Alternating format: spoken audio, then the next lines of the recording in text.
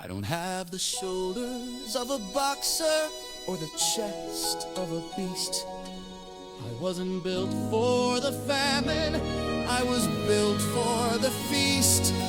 I'm a runner, an athlete, thin and defined. While my kin flex their muscles, I'm flexing my mind. Purple skin in a sea of blood red. Don't listen too closely to what I have said. I started in the pay houses, counting the gold, a commoner story, drab and untold. But I saw the emperor, the hexarch alone, and I saw up after the obsidian throne. I've proven my blood and I've made my case. Now I sit at the table, I've taken my place. Displaced the sister, replaced the son. The war is now over before it's begun. I'm the bastard of the line, or so they say. But look at who leads the expedition today. I tell lies, sweet and deep, promises I never mean to keep. I'm a liar, a talker, a cerebral threat, the most dangerous thing you haven't met yet. You hold the sword, I hold the leverage. I'll pour you a drink, a poison beverage. I tell lies in the dark and I know that it's wise. It's how a non-combatant survives. Brother Strix is the reaver, strong-willed, wearing the bones of the beast he has killed. He seeks the favor of father through pain, but I know that muscle is often in vain. In the wailing gallery where the tortured souls scream, I realize that power is just a bad dream. So I smile at the soldiers, I nod with command, while I'm plotting to take the upper hand. He fights for honor, for glory and pride. I fight to ensure that I'm safely inside. I tell lies, sweet and deep, promises I know I'll never keep. I'm a liar, a talker, a cerebral threat, the most dangerous thing you haven't met yet. You may hold the chain, but I hold the keys. I'll tell you a story that'll bring you to your knees. I tell lies to the high and the wise. It's how a non-combatant survives. Hand me the magna vial, the infernal glycerin, yellow and sparkly, let the chaos begin. I aim for the wall, but the bottle it slipped. A trail of bright fire and the sapper was clipped. A pinwheel of flame and a scream in the dark. I may have missed the wall, but I think I've hit the mark. A worthy experiment, that's what I'll claim. It's never my fault, it's just part of the game. I'm not a soldier, I don't like the heat, but I'll burn you alive to keep on my feet. Reach the ceiling, we enter the glare, a blinding white sun in the open air. The ground is like fat, the blossoms are soft, while my brother's blood wings raise him aloft. He births the monsters, the rift stalkers rise, but I'm the one watching with calculating eyes. This world is for conquering, soft and naive, and I have more tricks hidden up in my sleeve. Let him be the monster, let him be the blight. I'll be the whisper that rules in the night. And deep, promises I don't need to keep. I'm a liar, a talker, a cerebral threat, the most dangerous thing that you've ever met yet. You have the facts, but I know how you think. I'll weave a tale of wonder and won't even blink. I tell lies cause I'm dark and I'm wise. It's how a non-combatant survives.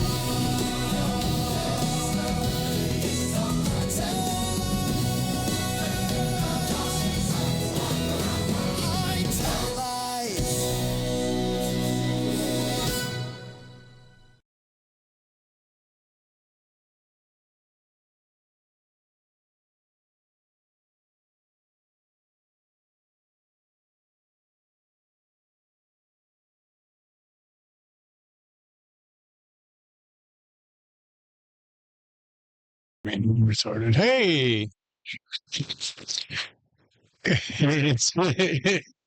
it's an Orrery of Souls. What's up? We are back. Unfortunately, we've got two missing seats tonight. We've got Andy, a bed with a migraine, and Seuss, who was unable to make it tonight as well. So, looks like it's going to be Sons of the Empire tonight.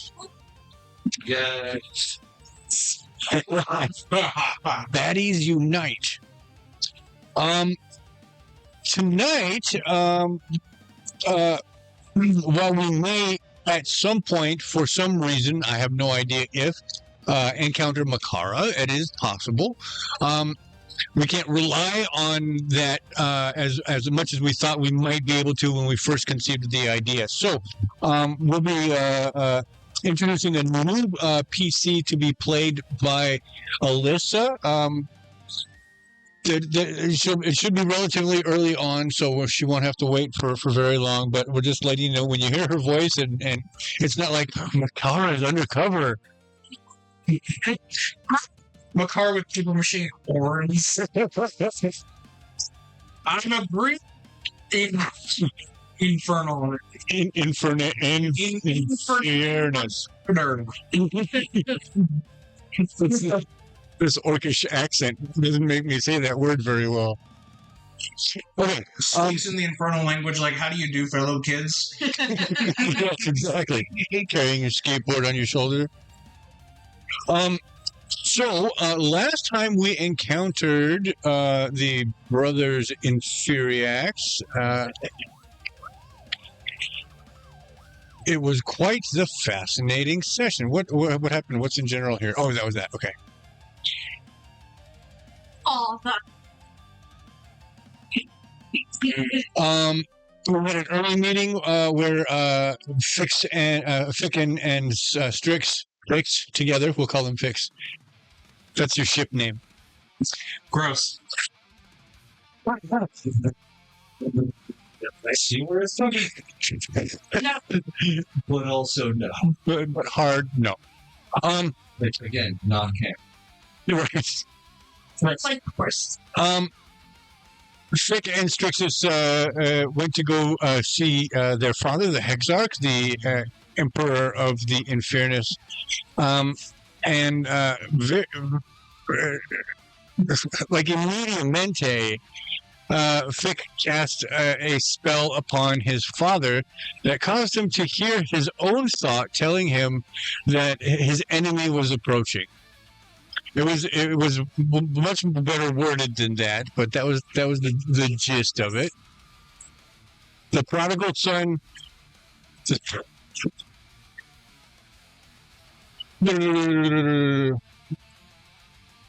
That's not it. That's it. How long from fire, gilded compass? Oh, no. This one.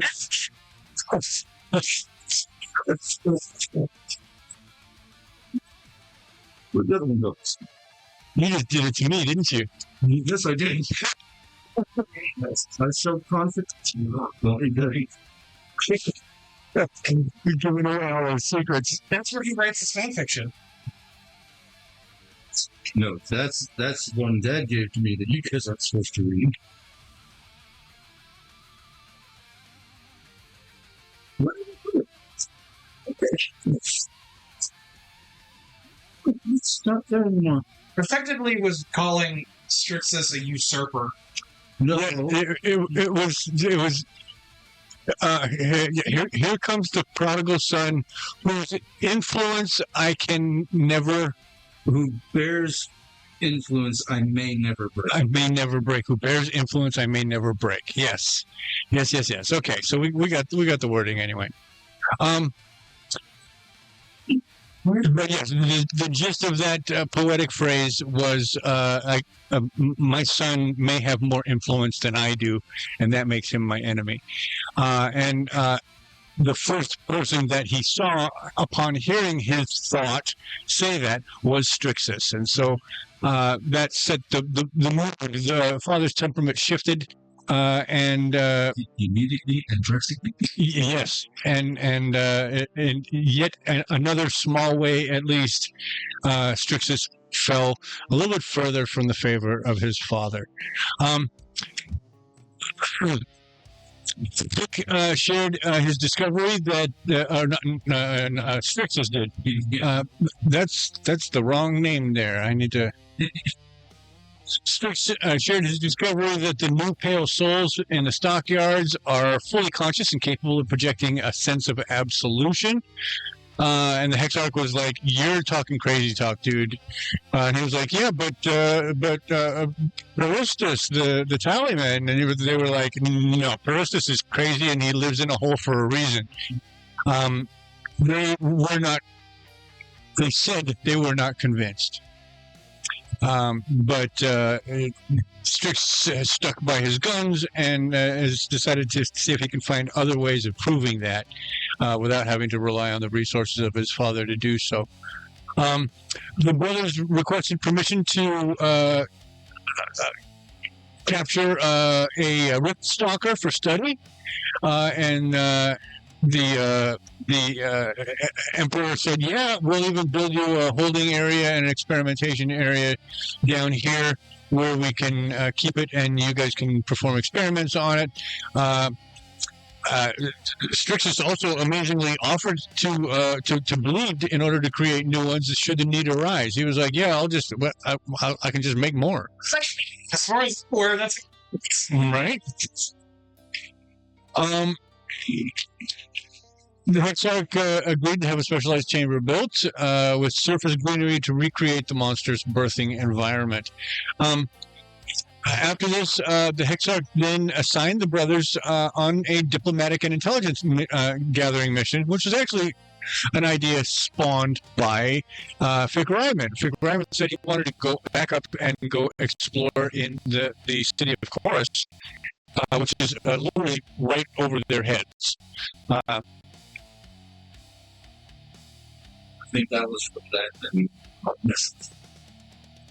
It was doing that black screen thing. I will unplug this thing if that's what's doing it. The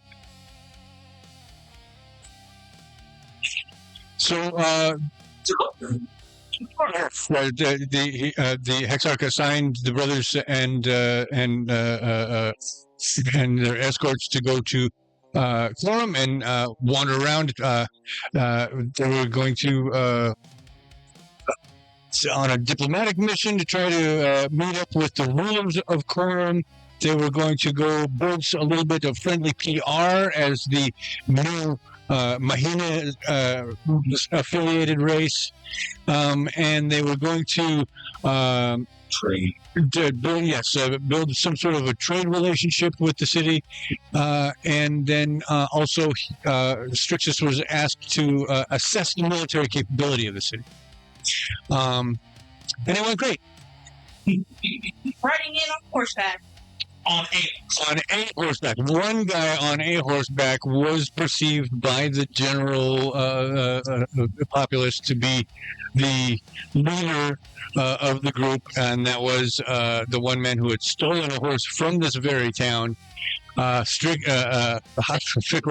Sorry, guys. But I do it too. And it's my fucking character.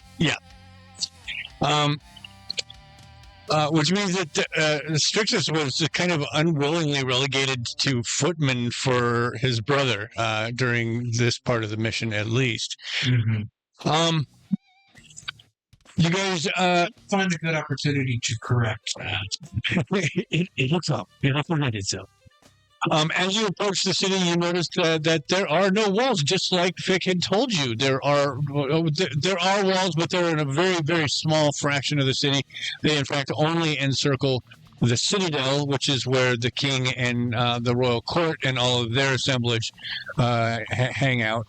But what you noticed, even from the great distance at which you witnessed it, the parapets of that tower, of those walls, had pink glowing stones, magic stones on them, which they later learned were, and I've forgotten the needles of whom, and I don't think I wrote it down, but it'll be in the VOD, which did that one survived.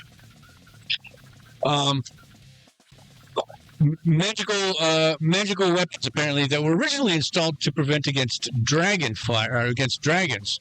It was said that they could pierce a dragon at virtually any range, and so these needles were pretty much the only defense the only visible defense for the entire city,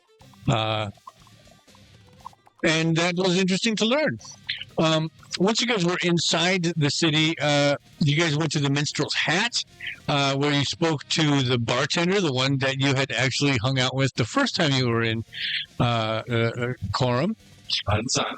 By design, there to kind of reinforce the story that he had told that would, when pieces were put together, lead to the Infernus presence not being involved directly with the raid on Drurum. That was the entire point, was to put some Infernus bodies in the city so that there was plausible deniability that any of you had any part in the raid on Drurum. Which seems to go well. Right? That mission at least was accomplished.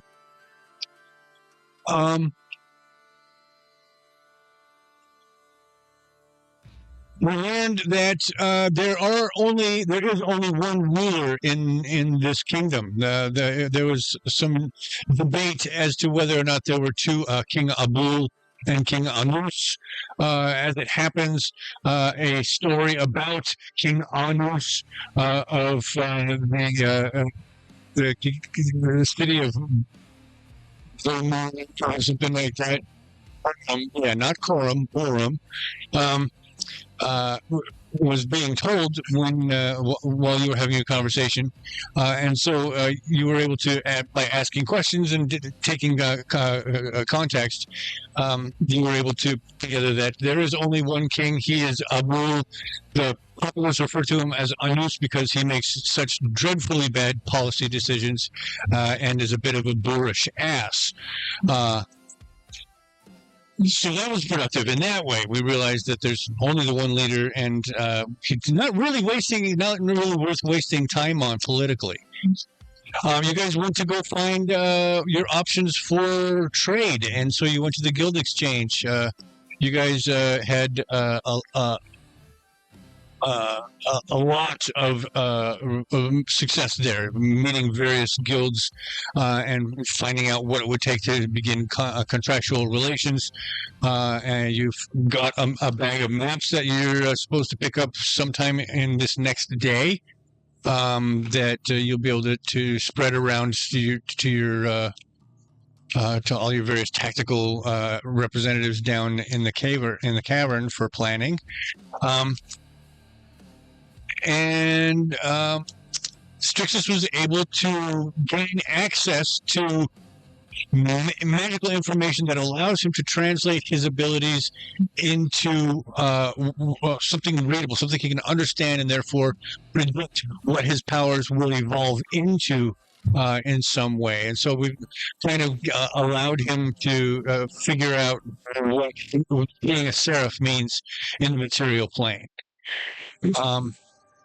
Right, I was discovering that it's tied to high beings of higher power, but I'm from somewhere that we don't really got that. Right. So what does that mean? Exactly. So yeah, it's a distinct relationship from that of the Celestials and their representatives on the material plane. But it seems to have manifested in that way because that's how power has to manifest in the material. So educational, you have an idea of how the power is going to progress, at least through the fifth level, through the fifth codex, I guess, is how we can phrase that. I also did learn that there are a number of abilities of these domains that exist out there that we would know by different names, but they are fairly common. Since our Reavers were able to jump between shadows. Right, and so this world that are able to do that as well. Yes. So yeah, you're able to kind of draw lines of extrapolation between the material domains and the representative domains of the Rift.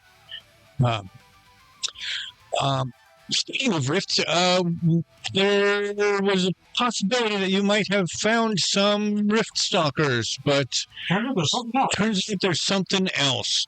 You guys were returning to the cavern from the city when you found yourself surrounded by a pack of animals whose silhouettes looked like rift stalkers, those beings that were spawned from the blood of Strixus, but were identified by the hunters within Cronus's legion as being smaller and not the same. There are certain elements, the structure of the tail, the size of the head relative to the shoulders.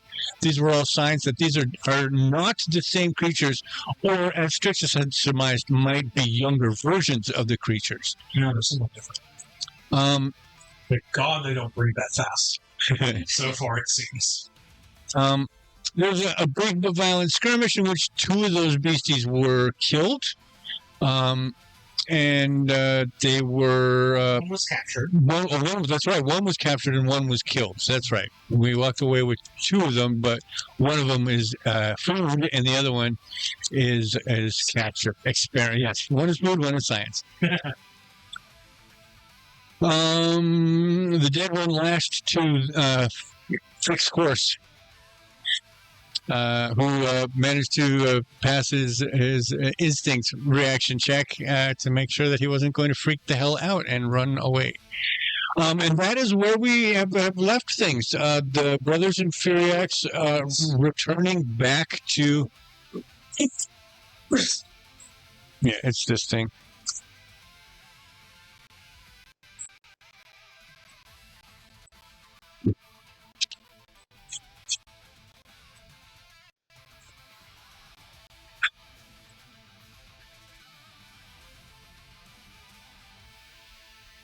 All my everything. Nobody look! Oh, there's nothing. There's nothing for them to see right this second. My mouse has to do everything different. Wait, why are you? It's got to come down. Oh, I know why. Because it's mirroring. It's not extending. Oh.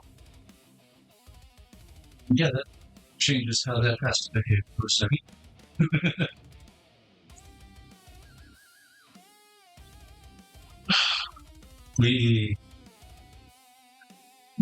That's not what I want to do.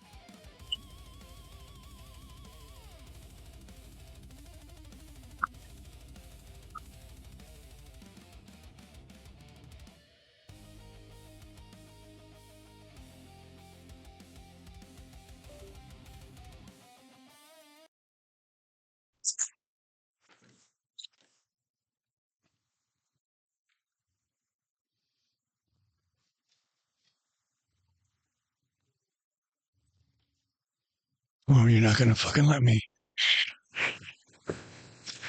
Fuck you then. Of course, none of this can happen during the 5 hours we've been set up.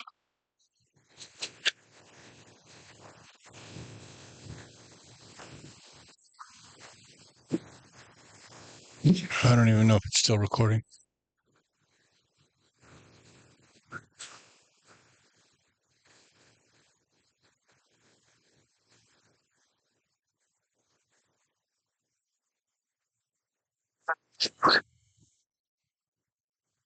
Identify. Yes, you are one. That one says two. That one says two.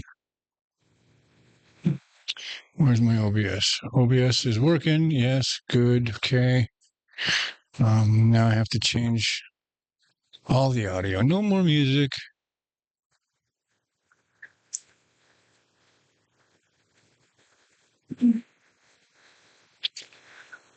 Again, technical difficulty. Yes, it's exactly what we're here to do. All right. That was where we left off. It was the brothers and Furiax coming home again from yet another successful mission out on the surface. You guys passed the sappers camp. You head in through the cave opening, and you pass through the sappers camp. Turn in your eye wraps. and make your way back up into the main cavern. Does anybody have any place they want to stop before they get to the Wailing Gallery? We need to deliver the dead cat thing to food, I guess. Or whoever is going to be the scientific. Actually, probably should take both to whoever's doing the science ones. Like, hey, tell us that basically be like, hey, figure out if this dead one is good enough for food. It's not going to kill anybody. Also, this one's alive, and just explain what the situation was. Right. And just like, we thought it was something else, caught this, we don't know what it is. Have fun experimenting, effectively.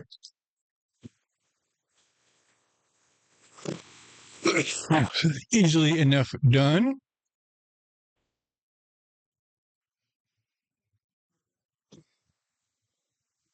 All right, now I'm going to call a ghost. Yeah. No. Which one? Which one? We don't know. One more time. Oh, here we go. Easy pick. OBS says no music playing because we need to change the source.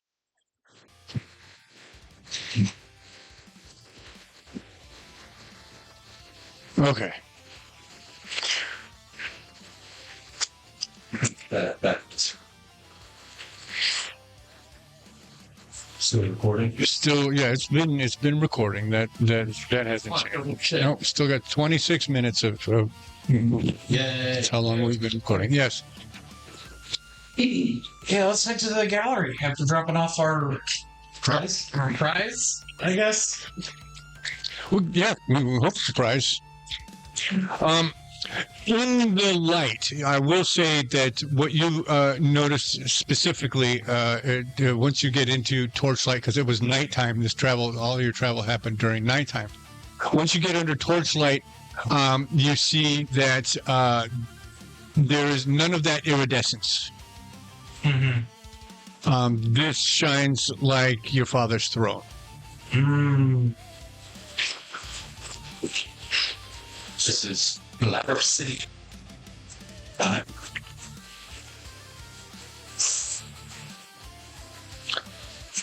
Oh, that's yummy. Yeah. That's quite nice. You were praising that cherry one last time so much. Like, we had some other ones that were also really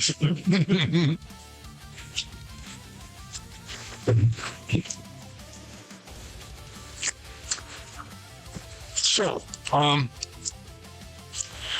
you guys, Cross and the 7 men that have survived your adventures together, all end up making way. So, basically what it was. Essentially, yeah. It was prep for our shopping episode, actually. It was the pre-shopping Initial research for it. Make your way to the Wailing Gallery. What are you doing? Oh, yeah. Just seems to be attendant there. Once we get over there, is like, is the Hexock available? He is in a meeting. Allow me, my lord. And he disappears into. Normally, if he steps in and makes an announcement, this time he does not. It is quiet when he enters. So there's an actual meeting going on. It's not like state appearances.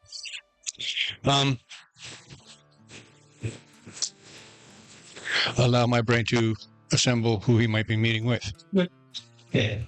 Since each time we go out, we bring something back that's more confusing and yet interesting. That does make sense given that we're in a new entire world.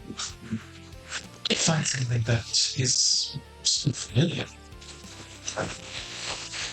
certain abilities that were to our people are actually not so foreign here, just different names.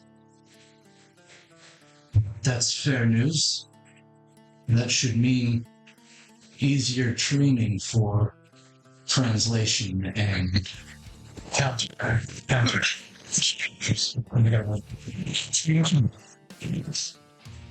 that bodes well for all sorts of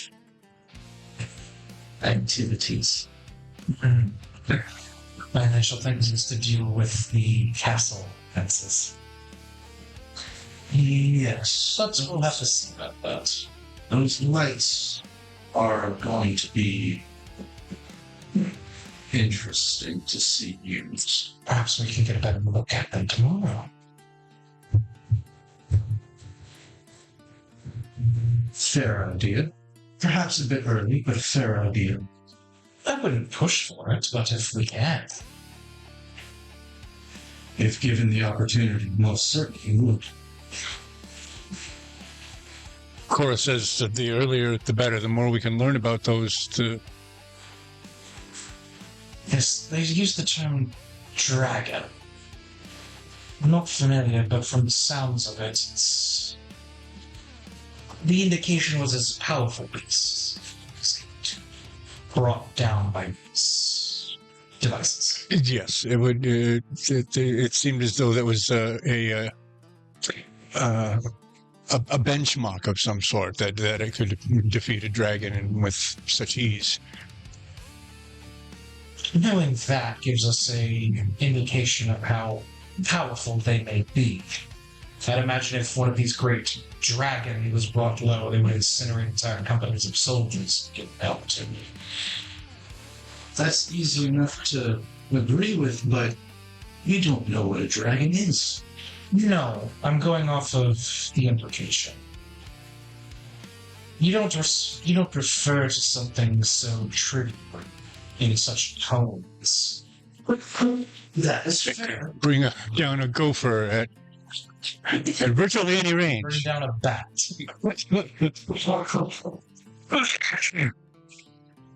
It is a minute or two during this conversation, lighthearted fencing, when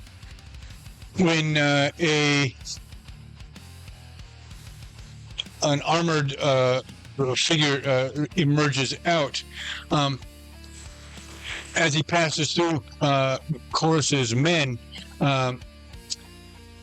there is a moment where this man, an older Infernus, stops and bows.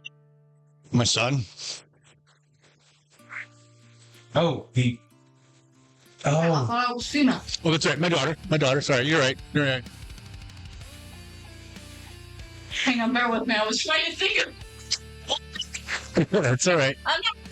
I'm I would like you to do a fate check for me, please. Did you do your research? Or was this just a face you walked by and decided? okay. He said pick up.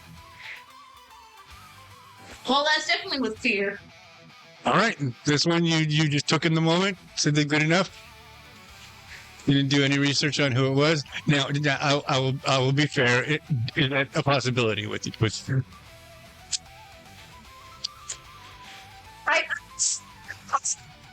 Minimal knowledge.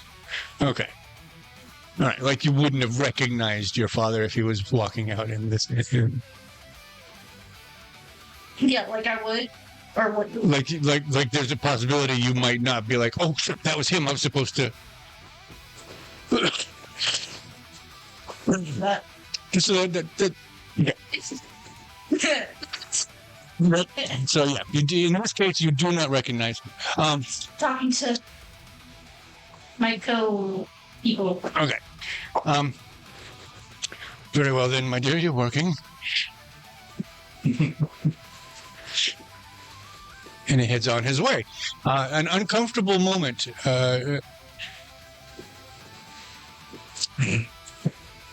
And they were just like, what was that?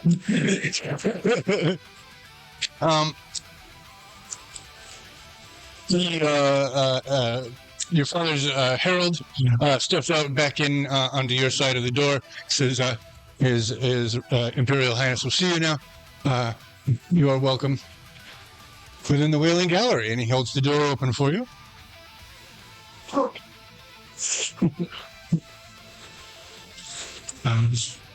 Head on? Cronus does not mind walking in first, so. Well,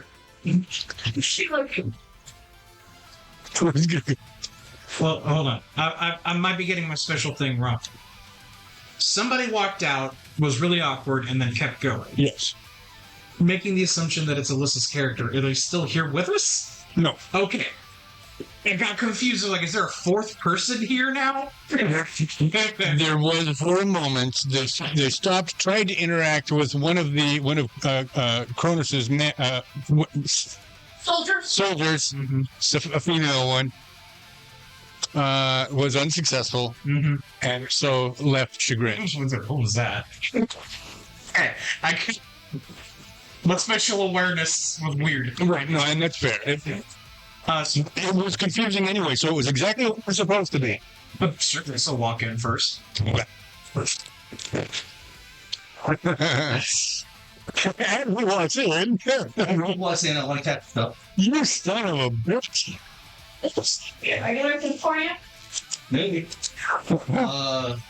This time, thought that. Okay.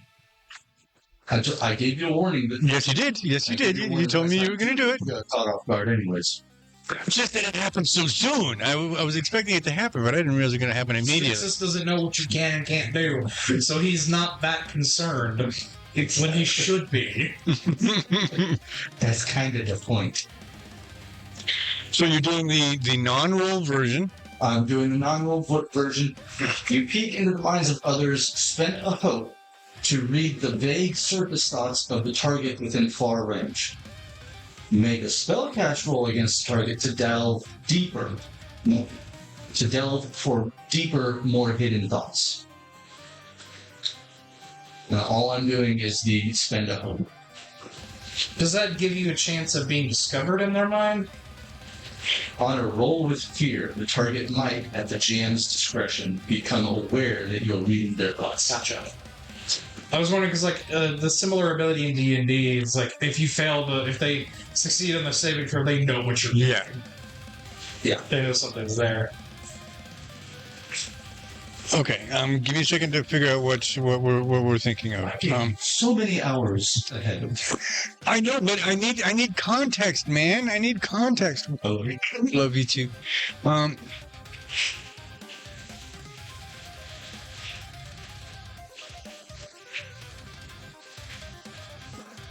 Okay, that's relatively easy.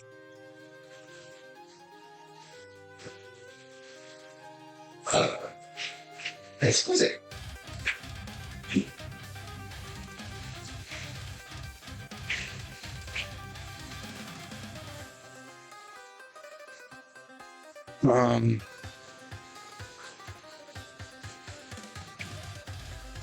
There's a non-zero chance the Hexar doesn't know what I either. I don't think the imp knows, so there's no way he does. Or if the imp does, he's not sharing.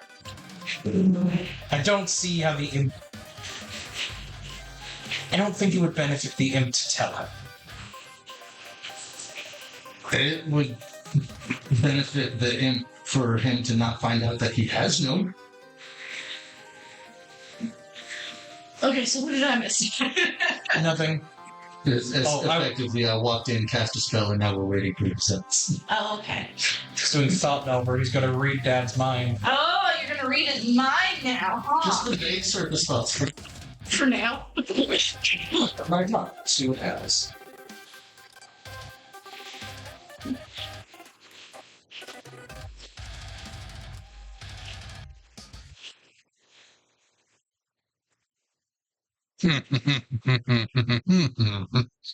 Okay.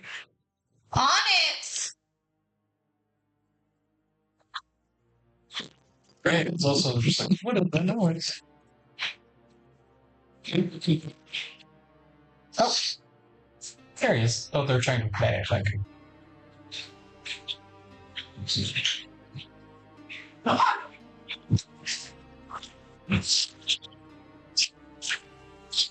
I ever get a black cat, I'm gonna name it Phoenix. What? Phoenix. Beans? There's the cat from Thackeray Banks. from the witches. Hocus Pocus. Hocus Pocus, yes. Not a great movie, but it's a fantastic.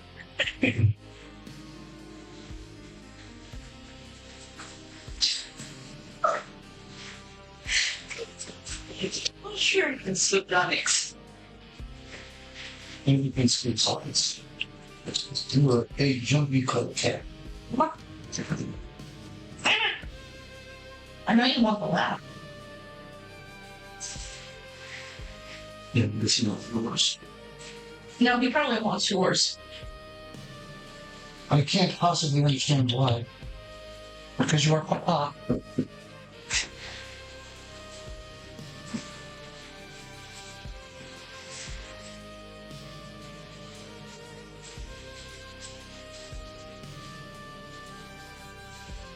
Snip, snip. Inch, inch.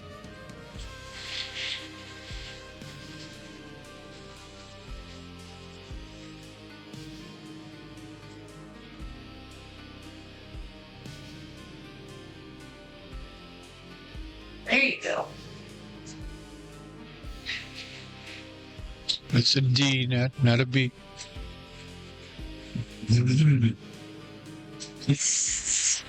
Oh. Okay. Mom.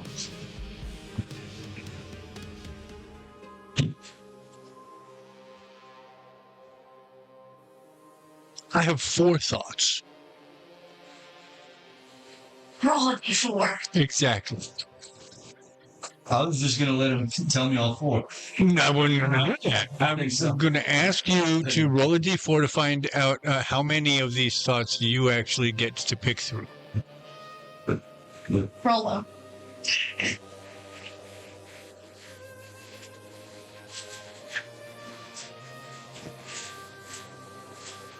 Now, 1, 2, 3, and 4. 1. Interesting. Okay. And 2. And 2. That's easy. Yeah, but then you just wasted so much time coming up with 3 and 4. It's sad for later. Well, now I'm like, okay, now roll same die, but evens. We figured out which 2 you're getting. Odds, we figured out which 2 you're not getting. That's evens. We figured out which 2 you're getting. Okay, so.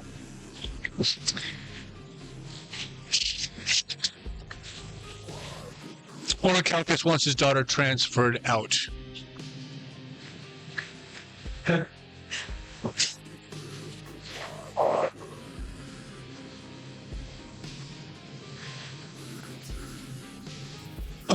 I can be a little bit more specific than that. Of Cronus's legion. And then behind that, they're arranged in layers, right? You can get through up to 4 without disturbing so much that awareness is impinged. The rupting has created a debt. The incubus lords seek to recoup the debt that Hadrianus owes, that he incurred. Those damned souls.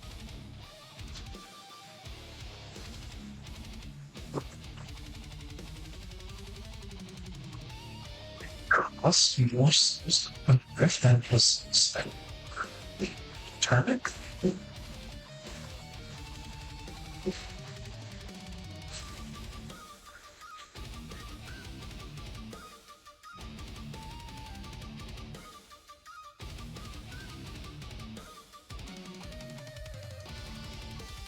Please excuse me.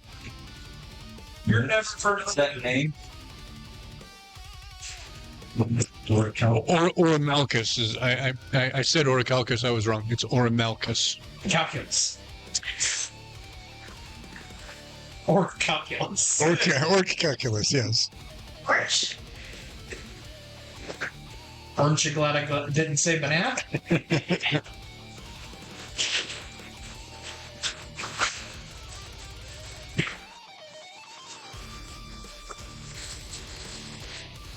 Okay.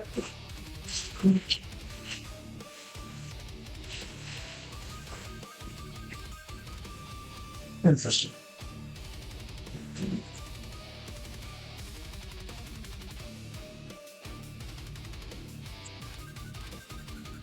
Church isn't anything I can do.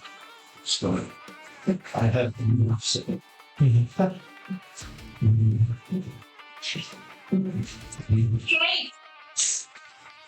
Would that be a name he knows? Or a Malchus? It seems like it should be familiar.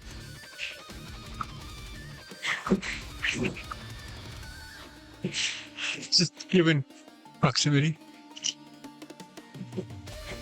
Okay. I didn't hear that. I don't know nothing about that. I can't say anything.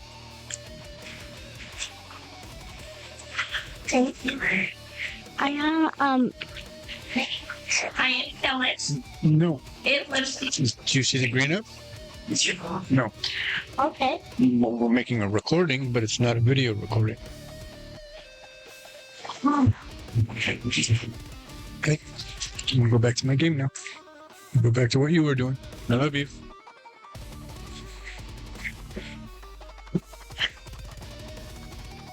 Okay. So yeah, your father Hadrianus there on the obsidian throne, looking tense.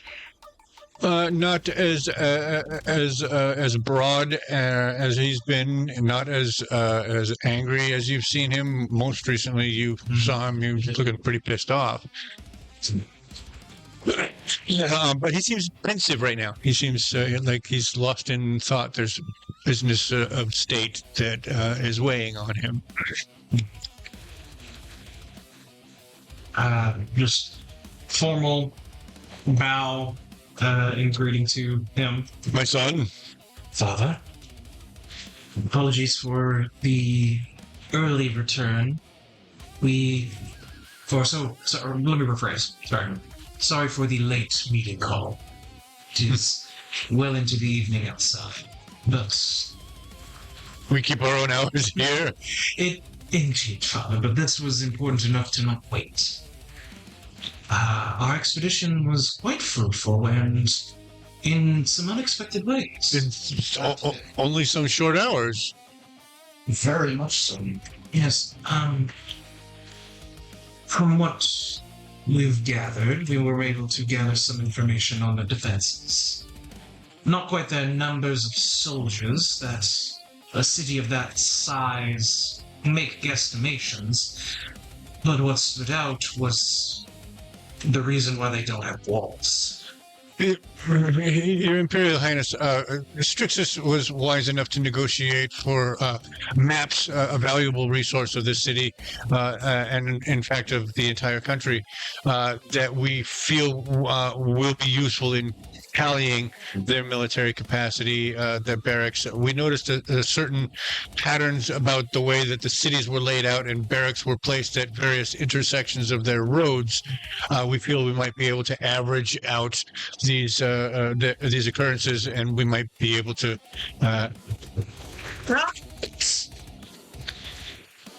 ascertain at the very least an average value for how many men he can field at any given time. Thank you, Captain. To that, though, the reason they don't have walls is because they have some sort of arcane defense around their castle, their stronghold. From what I can gather, it's powerful arcane crystals able to bring down great flying beasts at far distance. An estimation of that would mean it could eliminate quite a few number of ground soldiers with even more ease. They use the term dragon, which I don't know, but the implication of such a creature. The reverence they spoke with it seemed to denote it as a creature of great power. I would know more of these. Find out what you can. Yes, it does seem that they, again, implications, we don't have the history down, but it sounds as though these dragons are no longer within the vicinity of their east, leaving their defenses more so focused for the ground, it seems.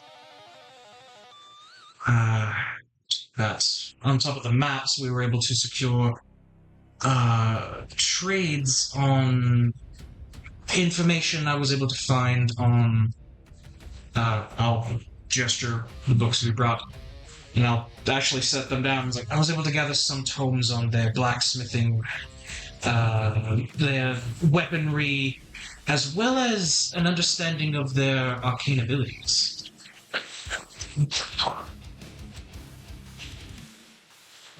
And you can read them? With some time, yes, I do believe. Their language is not that difficult. One thing I have discovered, though, they share abilities not too dissimilar from our own.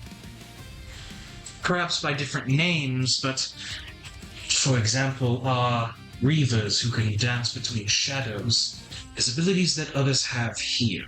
I imagine there is some crossover as well. Understanding that will allow us to create better countermeasures for the future. Very well, very well. We'll bring the tomes that you have. We'll have the academics go over them, start making some translated versions. Yes, I do believe my dear brother was also very successful in some of his ventures. Very successful indeed. While I may not have the tangible promises that brother brought on foes, I do have promises and wishes from the locals that may outweigh even that. I'll produce the 100 gold that I was given. Tomorrow, I am to hand this over to some local artisans who are going to give us 3 carts worth of their local currency for this. Three cartloads. 3 cartloads for this. It would seem that There's a string about our streets. Effective. it seems we underestimated how much they value these materials.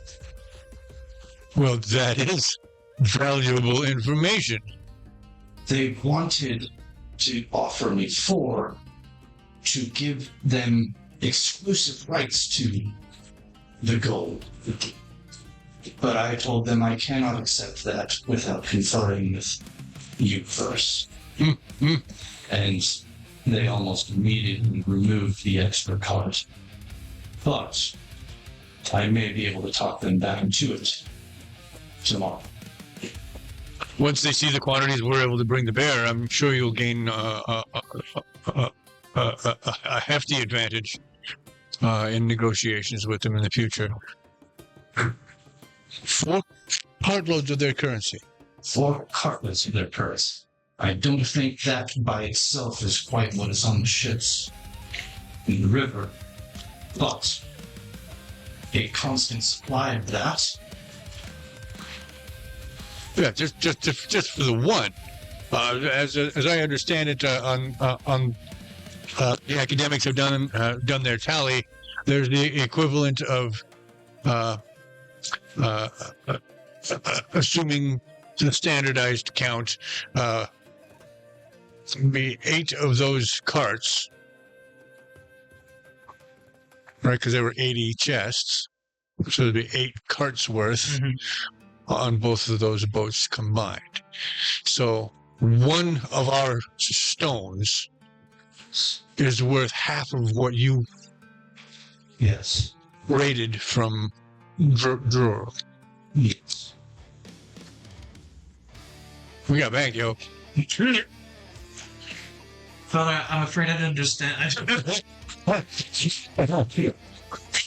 Are you feeling well? An old tongue. Sorry. Just pry up the cobblestones from the street and then just sell it for bank. Just about. I will say, they were. We have very little frame of reference, but the goods that we were looking at, particularly the ones that I procured, were rather expensive. It seems that they value knowledge quite highly, especially when they only have few copies. A steady stream of supply will not only allow us to gather raw materials, but access the knowledge we seek. It's just as well. Were they uncivilized, then we might not benefit so much and have to learn and discover. If a lot of that discovery has already been done, the knowledge processed, then we stand to basically mine all of the work that they have done and benefit from all of that for ourselves. So Was my thinking, instead of working without a blueprint, bringing the tomes I was able to gather will allow us to understand what they bring to bear against us. Mhm. I'm also thinking long term, as while it seems that we do not have ready access to the forges of home, there may come a time we need to use the raw materials here. This will help us in the case of that. indeed it will. Indeed it will. And that is excellent forethought, my son. There's one more thing, and I'll produce the books that I have. These were more of a personal purchase, but I do not wish to hide this from you. And I will produce the books here. Mm-hmm. According to the archivist that I purchased these from, they speak to the newfound abilities I have. Really? Yes, I Really? need time to study them, and I will have... So will we. Of course, I was going to offer to share it with the academics. But it does not seem my abilities are as unique to others in this world. There are others in similar. Though it seemed that they... It's not something I understand entirely, but from the words shared, they derive power from a higher place, a grander design than just what is before them. What that means in my case, I don't know. We have our ranks below. Certainly, they must have their ranks here. If I remember right, the guy said a name, Aetheris. That means nothing to me. No. Perhaps the academics might recognize it, though. It struck a chord. I'll see if I can find out something as well when out about our expeditions. The primary reason, other than to deliver what we've already found, I believe would be let you know that we have secured a Invitation. We've been invited to speak to the Lord of the Castle, which turns out it is not two, it is one. Huh? They use one name as a way to secretly lock him. This Anus, his name is Abu, in truth. It seems that the hatred of him goes deeper than perhaps we thought at first. Fascinating. Oh, fascinating. That means there will be forces arrayed against him that we can apply to our advantage as well. And they may be easy to apply. Fascinating. Well, good job. I urge you continue to do as you have. I'll have Ophalos see about transporting some of the resources strewn about our streets to a place of your reaching that you may trade more freely, more easily with the Terranians. It's not that great. There is one more smaller detail from my tradings. The local alchemists seemed interested in the sulfur that we have. Less so in the fossil for the rot, and more so in the whiteness of processes. They gave me 5 bags for the raw sulfur I had, and said I could get a few chests for the processed. Not as much as the gold, but still something we could take advantage of as available. I'm deciding something I haven't decided yet. Yeah. How common is processed sulfur? Exactly.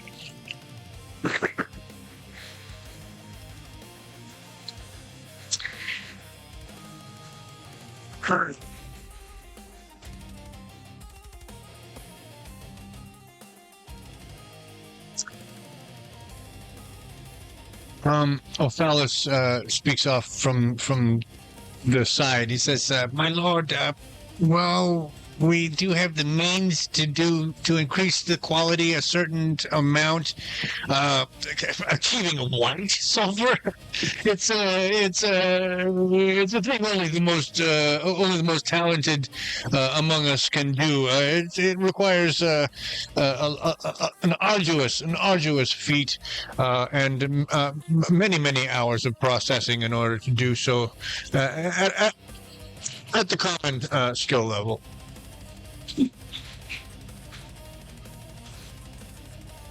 That would easily explain why they would pay so much more for process than what I've given. So it would.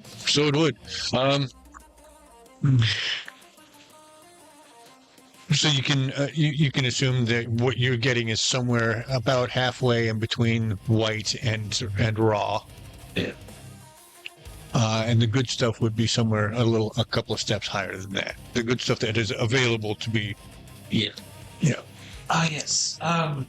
When we were returning, we were ambushed by predators.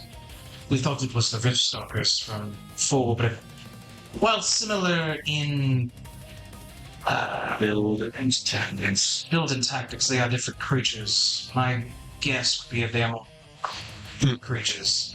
We brought back one dead for experimentation and one alive for experimentation, and chroma test for food. Fascinating. Can I get a perception check? That's instinct, right? That is instinct, yes. And target number will be Perceive.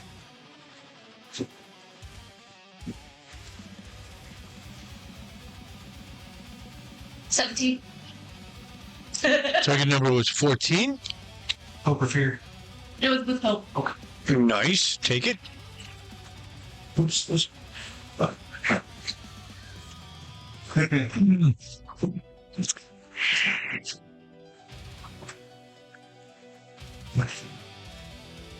Kronos did something very strange during this meeting. She's in the back, towards the back. She came in up front, comfortable, let the boys take over, and then just kind of faded into the back, and then just took her cloak off, looked at her shoulder, and put her cloak back on.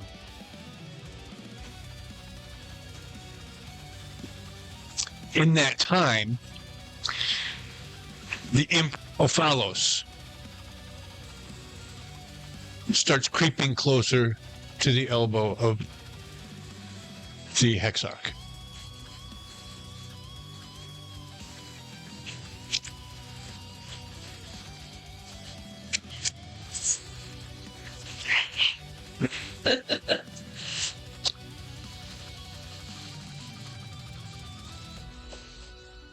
You would know. Oh. I think I know. I know what it is. I think I know. I can't remember if Strixus knows, but I know. She's one of the bearers. The bearers are a movement of soldiers within Cronus's legion that have taken the marking of the Reaver. Okay. She has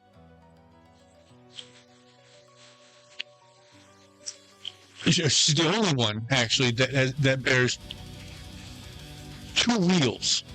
She has 2 red scars, one on her belly and one on her arm, that came directly from the healing. And she's taken his brand. Right. So the imp pretty much saw more than. There's a good chance the imp saw. Okay. Does he? I don't know if he saw that she has it. I know Strixus saw the other 2 soldiers told one of the commanding officers to shut that down. I don't know if he saw that she has it. He did. Okay, I guess. Yes. You did see that she had it. You as she was going into her tent, she had already taken her cape off.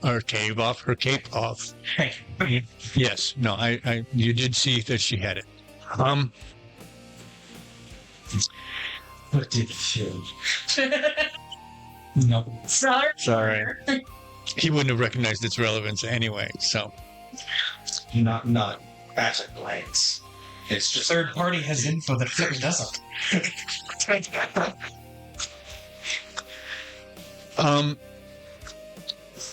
So where were we in the conversation? I had just finished telling them that we brought the panther things.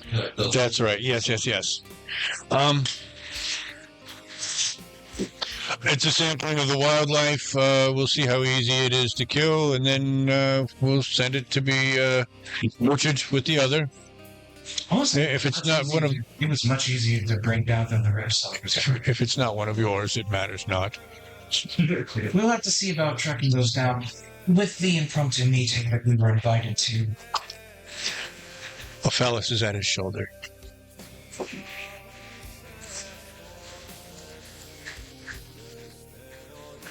As you were saying, Ophelis is now quickly making his way around. I am watching him, but then I turn my attention back. With the suddenness of our invitation, the experimentation on whether or not my blood is able to again summon such beasts may need to be put on hold. Unless, of course, I don't know if it's putting it in a vial and throwing it. It's experiments also. Science is crazy, yo. Not as good as this motherfucker. The academics will aid you in whatever methodology. I'll assign someone from the academics chamber. before we get too far. Yes.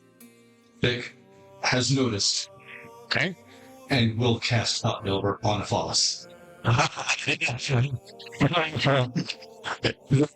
Deep you going, buddy? The spellcast or People you really just want to go deep on. right? Just the hope spin. Okay. Because he's moving with purpose, which means whatever he's doing is at the top of his head. God, the idea of you delving too deep and getting noticed by a phallus is horrifying.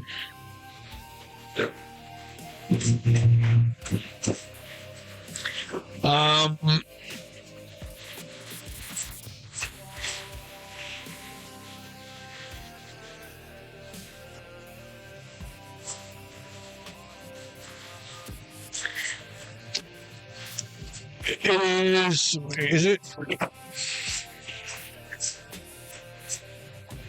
That doesn't help. That was sixes. It was great.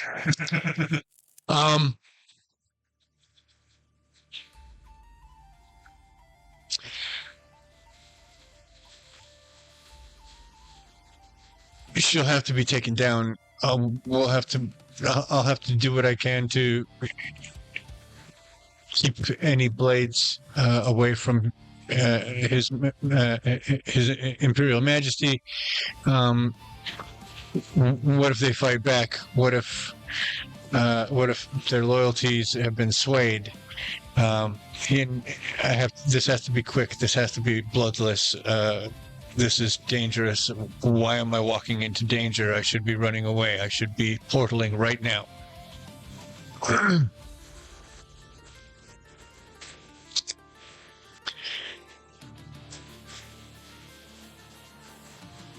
The door to the chamber opens and he passes out through the. He exits. He doesn't pass out. Down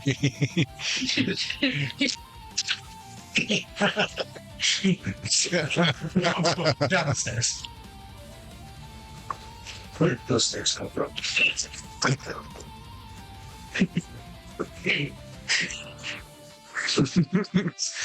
Souls in the background, like carrying a glass pane. Like in the cartoon. Right.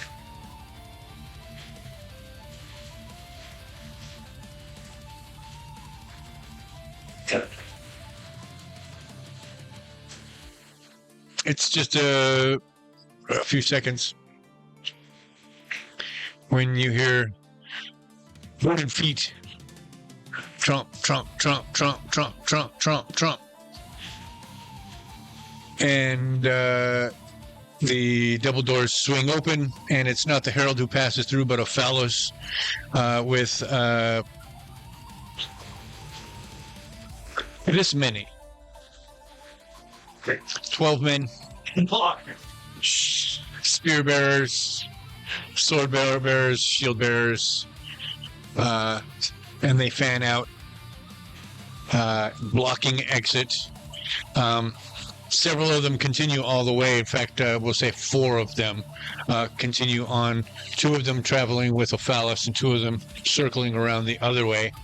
And they cut off. They don't go around behind the Emperor. They come in front of the Emperor and fan out in front of him, a phallus back by the Emperor now. So there are 4 men on the throne side, and there are 8 men on the exit door side. I've seen all this. Look to the hexagon. What is the meaning of this? All eyes are on one person. I'm guessing Kronos? Kronos, specifically. Father, what is the meaning of this? We've seen your mark. What's her name? What's her name? She has a first name. He would use it. Kronos. Yes. Was that not her first? It's on the art. My first name is Commander. Right. A soldier's life. You have a first name? What was his name? Come on. SOTE. Emerita, that's right. We've seen your mark, Emerita.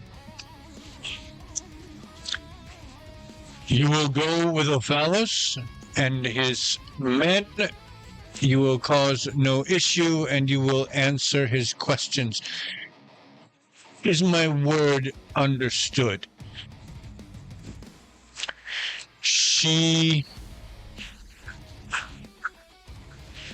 is clenched. She's one great big tense muscle right now. And where all eyes are on her, she's staring at you. She's not looking playfully. She's not looking for you to tell her what to do. But you seem to be at the very center of whatever it is she's considering.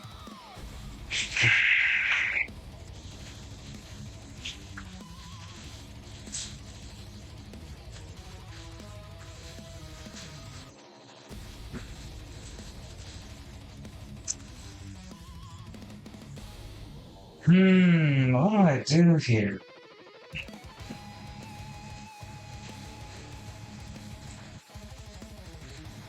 Have you taken the mark? I'm gonna say no. Would you stand with those who did, who have? Hope for yes or hope for no? Hope for yes or hope for no? No, like which one? Oh, you're asking. Gotcha. Well, hope will mean yes. Hope will mean that you would stand with those who've taken the mark. So yes. Okay. Just in pure confusion. Like, Father, what crime has this loyal commander committed to warrant such... Loyal to who?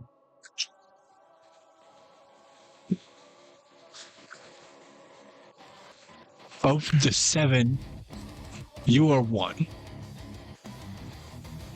5 have taken the mark. Shit. That means there's only 1 other among you who has not. That interrupts to that question. It's like, loyal to the one who sits on the obsidian throne, the Hexarch. You make assumptions, my son, or you would appear to. Show me where your loyalties lay, Mirta.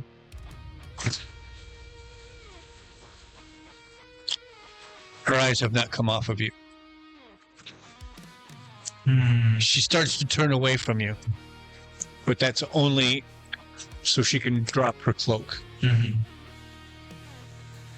And there are the bone and viscera, smoke and bone.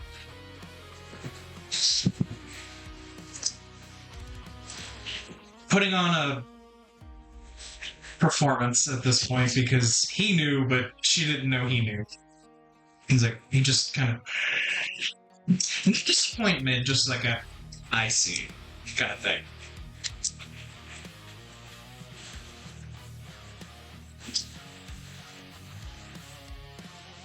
I'm trying to figure out how to approach this. She takes a deep breath and she says, so long as Strixus is loyal to you, Your Imperial Highness,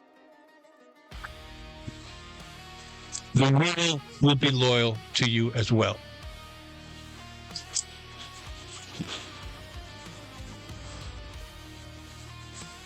So long as he loves you as his father, so will we love you as ours.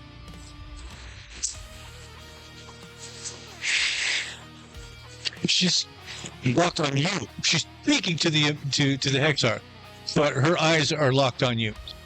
Okay. Well, this is certainly feeding a level of pride that I'm keeping dreadfully 18. I will look back to my father. As you turn back to him, you notice that there are 5 other men who you have been traveling with, who all let their cloaks drop as well. I think Strixus knows at this point if he asked for it, they would start a war right fucking now. Which would not go well. 2 of them are bearers of the wheel that you recognize.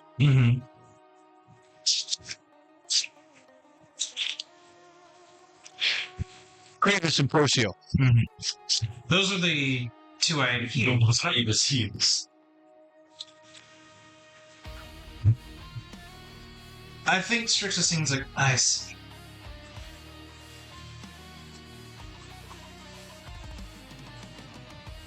Father, I wish to make it abundantly clear.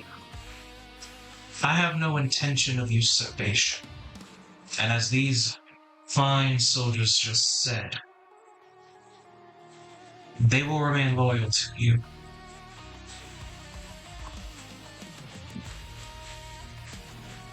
And I realize my opinion at this point is going to be met with quite a bit of scrutiny. It is a fact that in this moment we need all the good soldiers you can get. I did not ask for this loyalty. In fact, I had asked it to be stopped when I first noticed the marks on the 2 there. to prevent this sort of scandal. Seems my method was, or my Intervention. Your my request, yes. intervention was not firm enough. Be that as it may, here we are now. If I may, Father. He's whispering to Ophalos. Ophalos whispering back to him.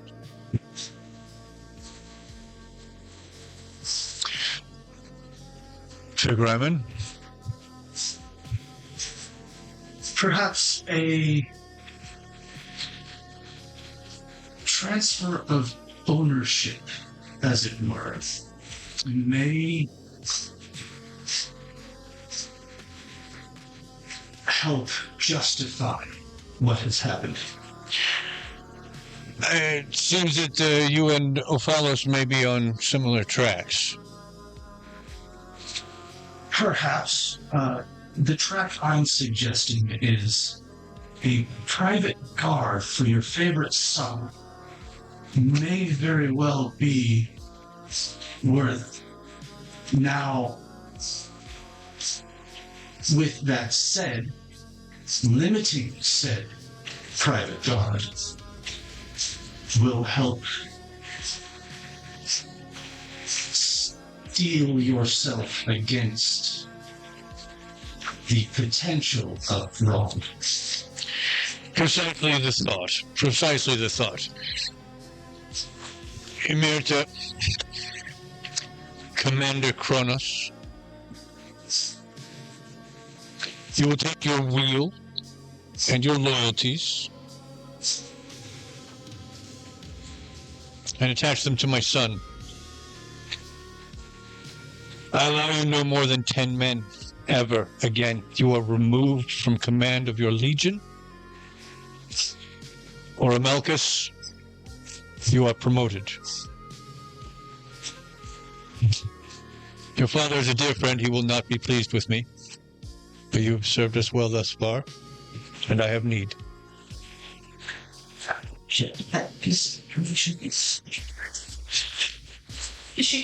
She's just gonna do a little head bow. Thank you, sir.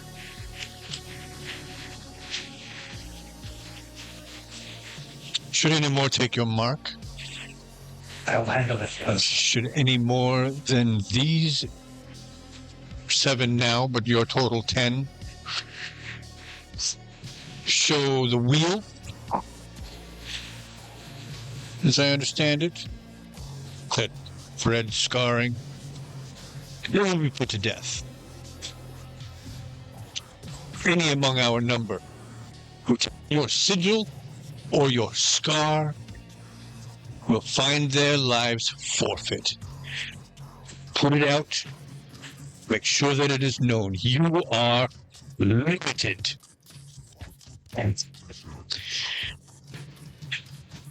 Her eyes flicker from you to the Emperor. She nods. And then her eyes go back to you. So you would order me to not save the lives of good men to get on. At this point, they're sacrificing themselves if they take your mark. Very well. I will not be challenged, my son. Weren't in the first place, Father.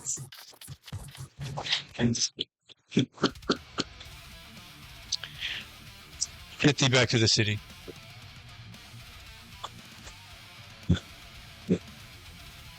I'll have Ophalos deliver a cartload of, what should we call this? Ore. They refer to it as gold. Gold.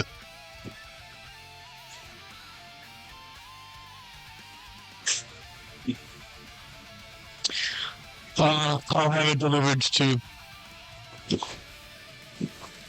Oramalchus Legion. Should be on the morrow. I have a scheduled meeting with those artisans at about noon to mine, so that will work wonderfully. Very good. Should I read it to you if there's nothing else? No, I don't believe so. Get the hints. I have nothing left to say.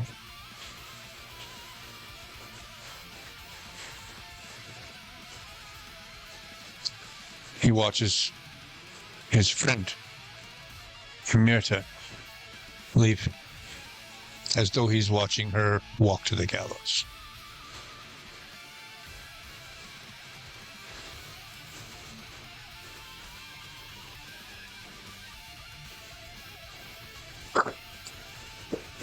I'll let you know Strixus lied.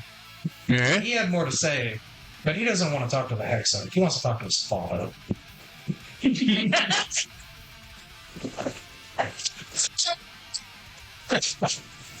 Tone, but Not far from it.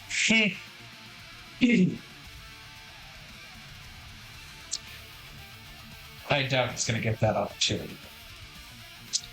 Certainly not after that. You would absolutely have to request it specifically at this point. He's not feeling very paternal towards you right now.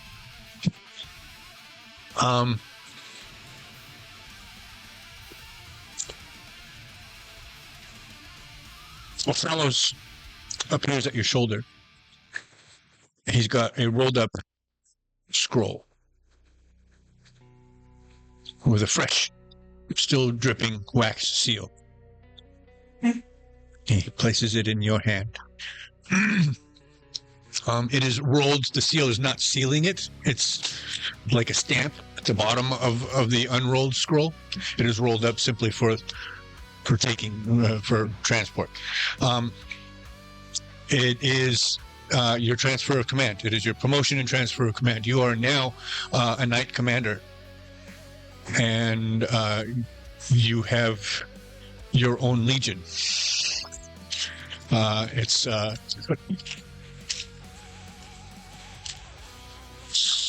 excuse me.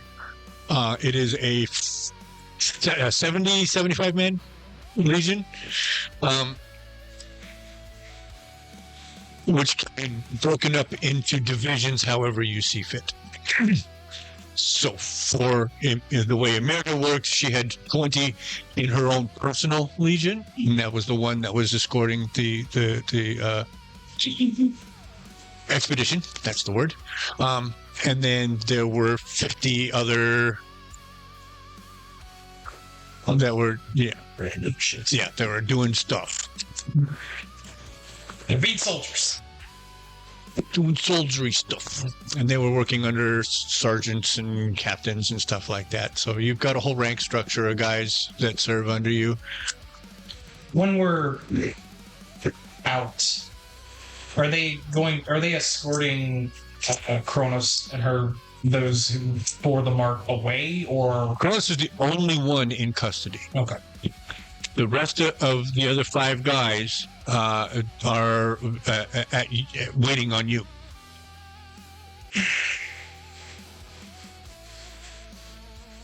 Looking over the 5 here, your loyalty is make sure that it is known and appreciated. But this has made things very complicated. Stick to the word of the commander. No one acts against the Hexarch's orders. It will be known. It will be known. Reaver. Go back to the barracks. Prepare for tomorrow. Should you be cut? Are they even our barracks anymore?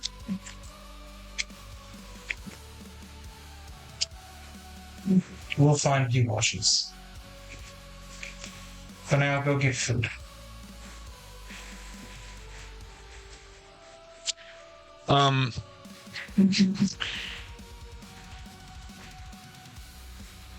We're home. Only one stays behind with you. Mm-hmm. Everyone else follows your order directly, but one of them...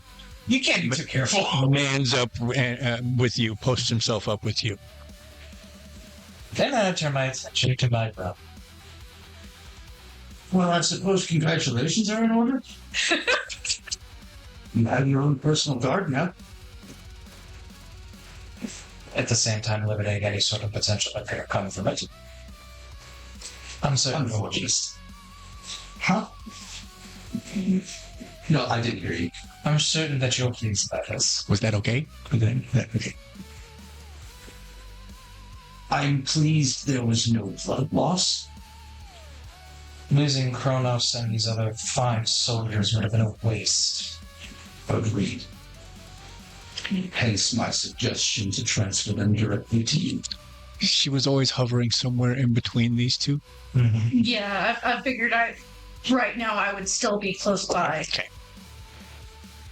Is that the soldier that stood behind, or No. No, so- okay? That is Keep track of where you might be. that is Ormalchus. We have not had a conversation yet, so I don't know. That is Ormalchus. She is now the knight commander who has taken the place of Cronus. Gotcha.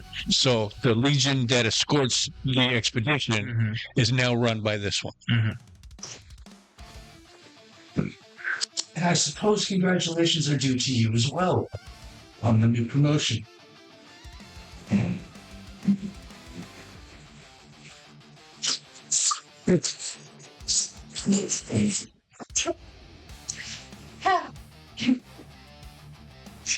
Doing that fixed smile.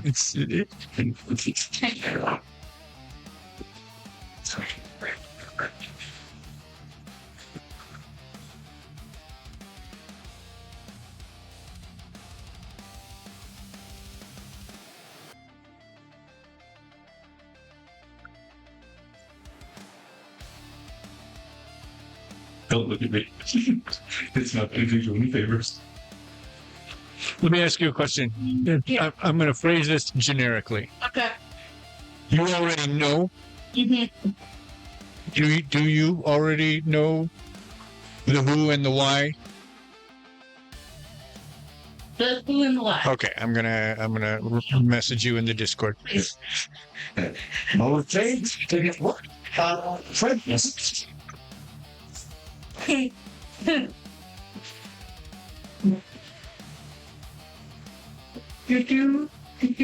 Do. I suppose you have some rules to make up now. Indeed. Should be fun though, but you've got plenty of experience leading. Yes. We'll have to do with what limited resources I can manage now. I've always found working on the back foot more right. That one, not quite. Okay. She's still This ought to be pleasant. trying to Gotcha. put the dots together. Hopefully not too much. A small thanks I can give for how you stepped in to prevent the unnecessary death. It would not have done anyone any good. No, It wouldn't. though I think we can both agree you didn't do it for her or my sake.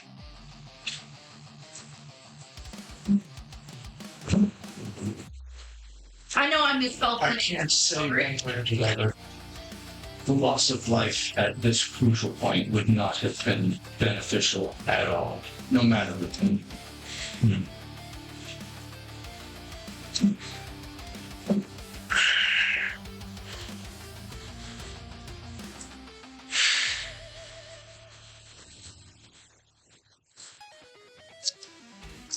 I do fear Father has gotten the wrong idea about this situation. Intent or otherwise. Doesn't matter. Then It depended on whether it was a social or a military context. If it was military, it was always that way. If it was social, it was always that way. If that makes sense. I hate to think what Boom is whispering in his ear to bring about such mistrust. For him, it was just always that. frankly, the only life that has the fear Trying to is keep that up, right? So I was like, do I see the first name? Yeah, you could. It would have been bold. It would have been bold. Right? And that's why I rolled, and I was like, it was fear, and I was like, Yeah, no. that up. This or She would live in the same kind of fear that Cronus did. Yeah. So it would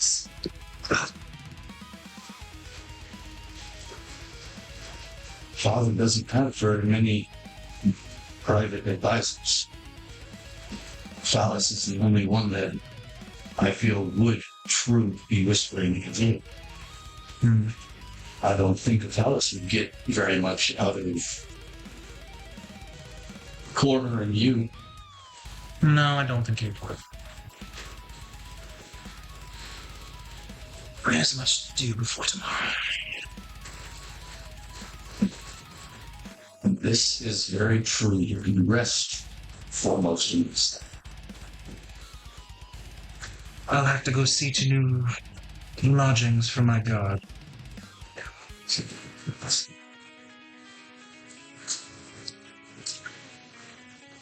I'm going to go to dinner. Each of you has the equivalent of a small estate, a palazzo, a princely palazzo. So you will be able to divide off a certain portion of the cavern that has been dedicated to you specifically to be able to House that. allow them to house themselves even. You could use your resources, your imperial resources, to have some of the souls brought to create divisions and partitions. You will also have a certain amount of that. His will be more well established and more comfortable to him. Yours will be newer, fresher, and therefore a little less familiar. But you both have those same kind of resources. Of course, you don't have a following yet, so you don't have to worry about housing goons. Not yet. Not yet. I wait for the day you do, and then I can turn this bullshit on you. We'll see if that even happens. Now, I will say, when your character says congratulations, I am going to just respond with, well, thank you, my lord. It is sad to see Kronos being demoted. Right? Yeah, it is absolutely 100%. She lost control of a legion and now can only have 10 men at most. Yeah. But hopefully I can still serve as par as she did. You do have some sizable shoes to fill. She did have very big feet. Large woman. Large And I shoes. will to uphold those. Until it be on the test. Thank you, my lord. Later in the evening. No, it'd be way too late at this point. Eventually he's gonna go to bed, isn't he? Okay, which he? When When? the heck's are. So, Does he fucking sleep? right? His third eye is always open. I'll tell you what the intention is. Okay. To allow time to pass, to maybe allow for tensions to cool a little bit. Gotcha. And I would like to go at least talk to my father. You having grown up with it, you have a general sense of what his schedule is like, how late he prefers to keep things on the this level, and when he starts slipping out of that and more into his private time, his personal time. So yeah, you're able to slip into that window a little after he's made that transfer. You also do have access. You have one of the few corridors that you have access to one of the few corridors that leads to his personal chambers. And I will approach his chambers. I don't think I think it's standard that pretty much none of the Infernus would walk around completely unarmed because it's just kind of their way. Right. But I'm not wearing my armor. I don't have my axe. I just have a short sword on my side. Okay. I'm coming in as casual as Infernus. Right. And I will knock on his chambers. You don't even need to do that because there is a guard mounted at the door. So he has already knocked gently as you started approaching. A Chamberlain pokes his head out to see what the guard's knocking about, and then disappears back inside. And then by the time you actually reach the door, because this is a nice long walk, straight past, they like to have good visibility, especially on important entrances like this, important egress.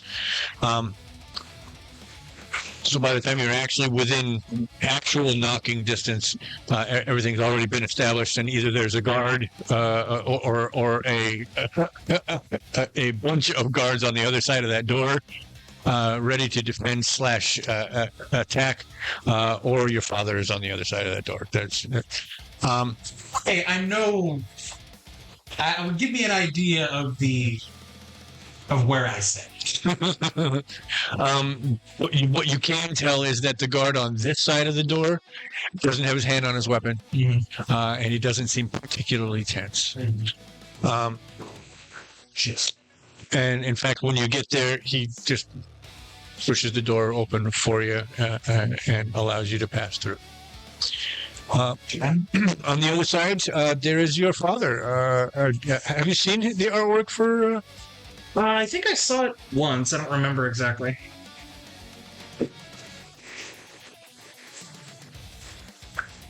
Which way? There it is.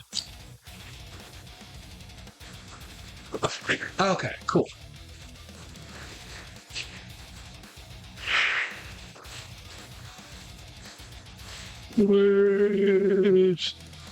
That's a heck of a goatee.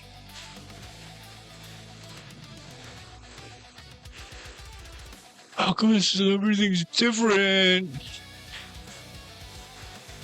There's supposed to be one of these that lets me rotate it, but... That's okay. I can get enough detail from it. Okay.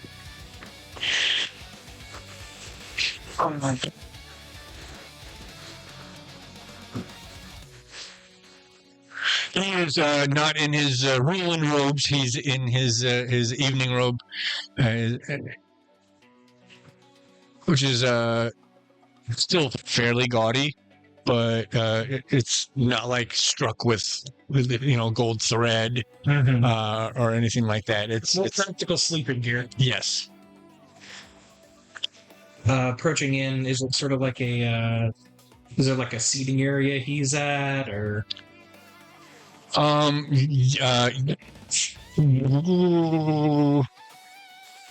just imagining what his quarters would be like.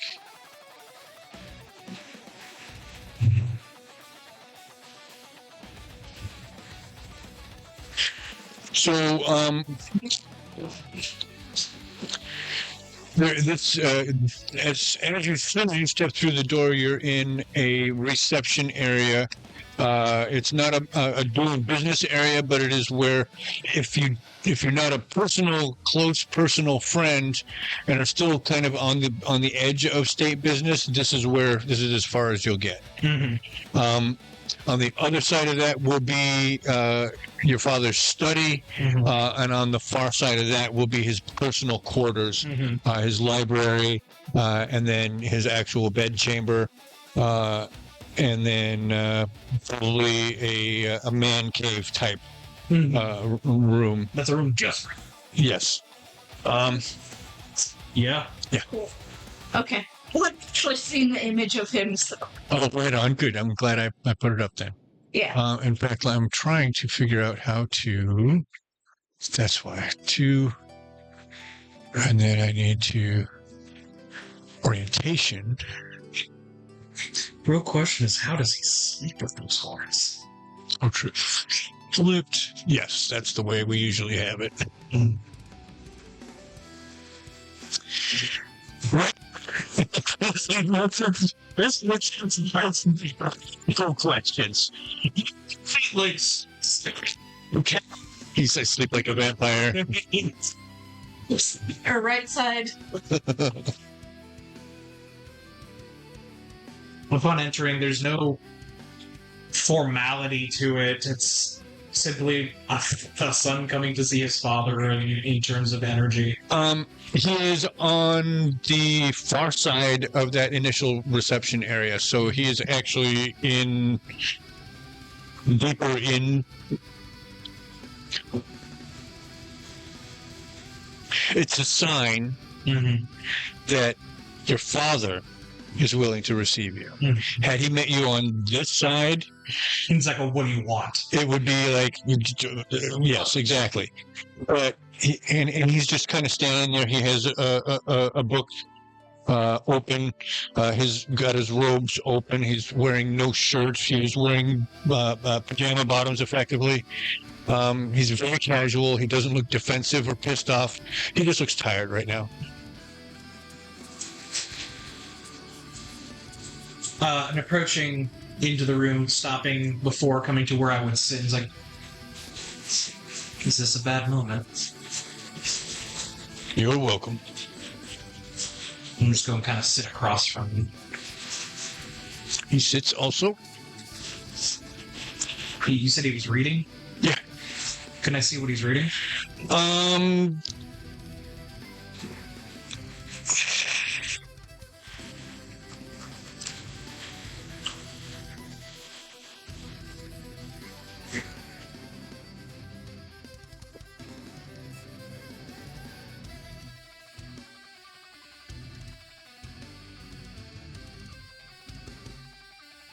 Nonchalant, first thing I thought of was he's reading a genealogy book. Is this my son?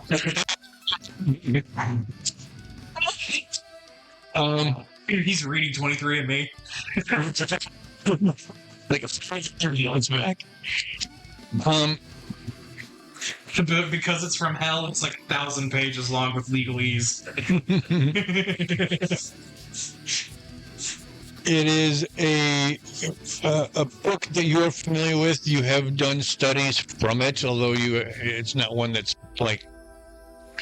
This is not a military book. This is an esoteric book. It is called Orders and Ways, and it is about the formation of.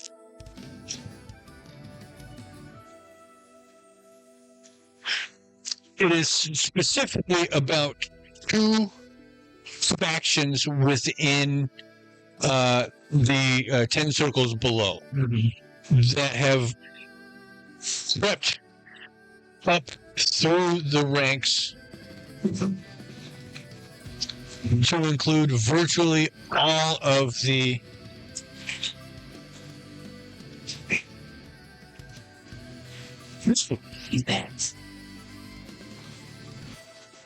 He flings out.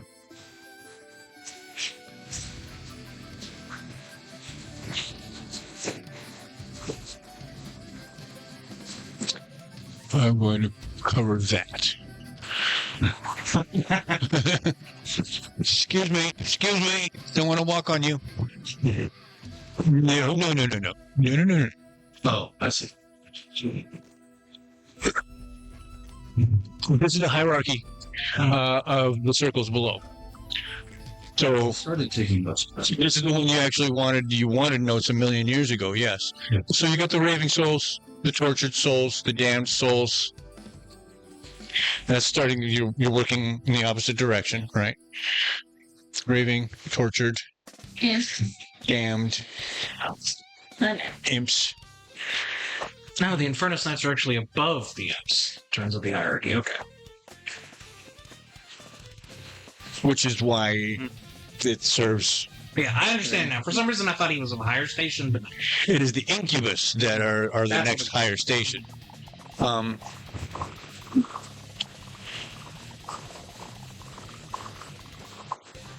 There have been two factions at the time of the writing of this book that spread across from imps all the way up to the princes.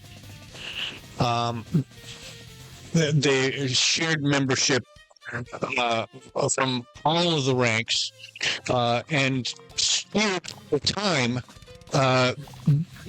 the development of the 10th circle specifically. they happened at different times in history, so they didn't compete with one another. But one definitely influenced the other. Obviously, the newer one would have learned lessons from the history of the first one. So, Orders and Ways is the name of the book. And he is learning, he is consulting that. Seeing that,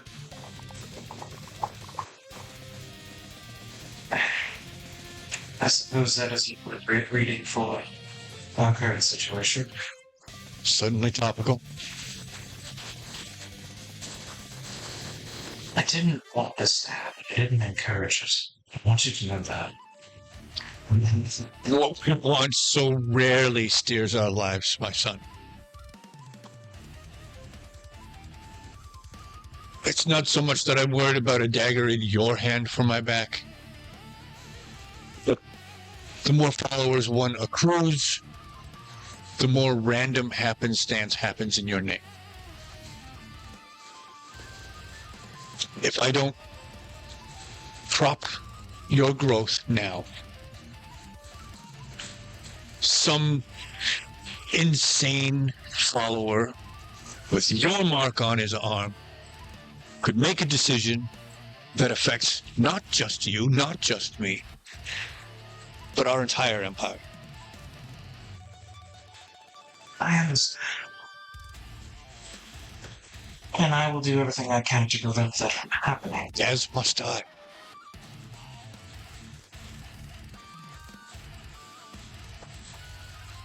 You never questioned my loyalty like this. I just told you I don't question your loyalty.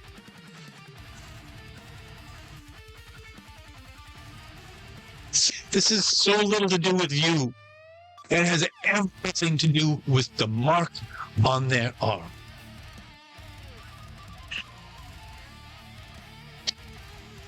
As a mark that has your sigil attached to it, it makes it feel as though what I do to defend myself, to defend our empire, is defending myself from you.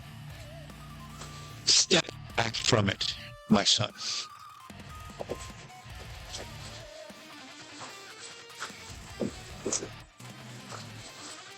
I understand. We both understood that I would grow in influence, but I did not. I don't think I've ever suspected this quickly. Agreed. I thought you would be happy as a soldier, complacent, willing to fight, willing to... And I am. I still am.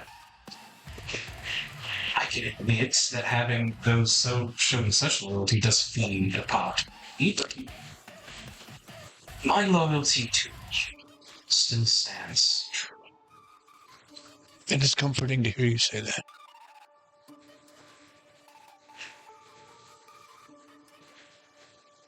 This new world seems to have brought out quite a few changes.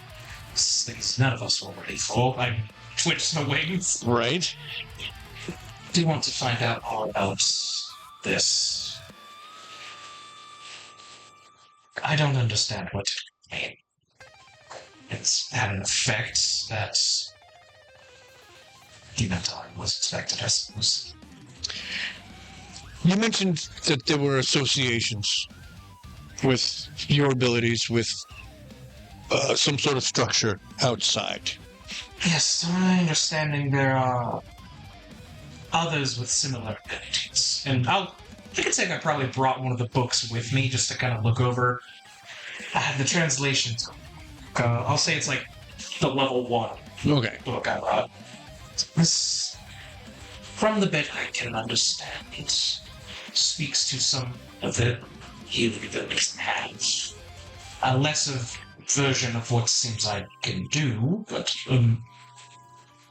one over time, rather than the instant I know.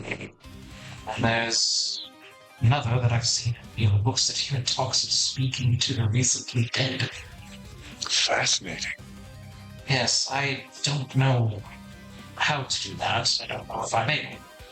But knowing that is capable out there puts it up with interrogations. I hesitate to say something to look forward to.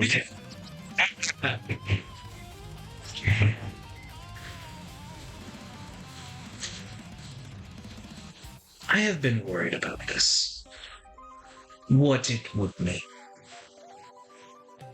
Thankfully, the missions have kept me rather busy. Not to dwell on it. Though I suspect, given earlier, it has weighed on your mind. I've got so little time to dwell on it, son. The change you've exhibited, it's fuel for those who would take your mark, and so I must dwell on it. But once again, it's so little to do with you. It has so little to do with my son. Certainly, as for Phallus concerned, It's his job. I have him tasked with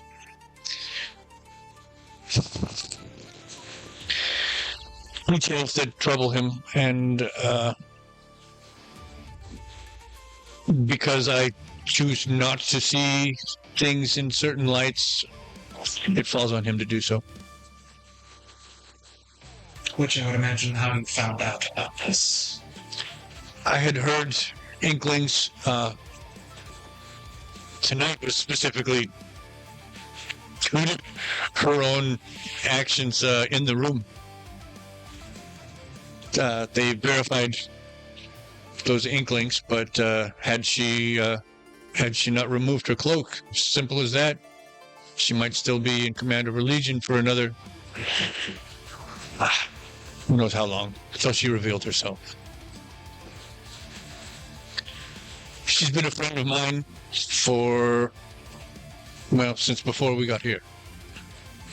Ever faithful, ever loyal. And to have her shift suddenly, it's disconcerting. It's disappointing.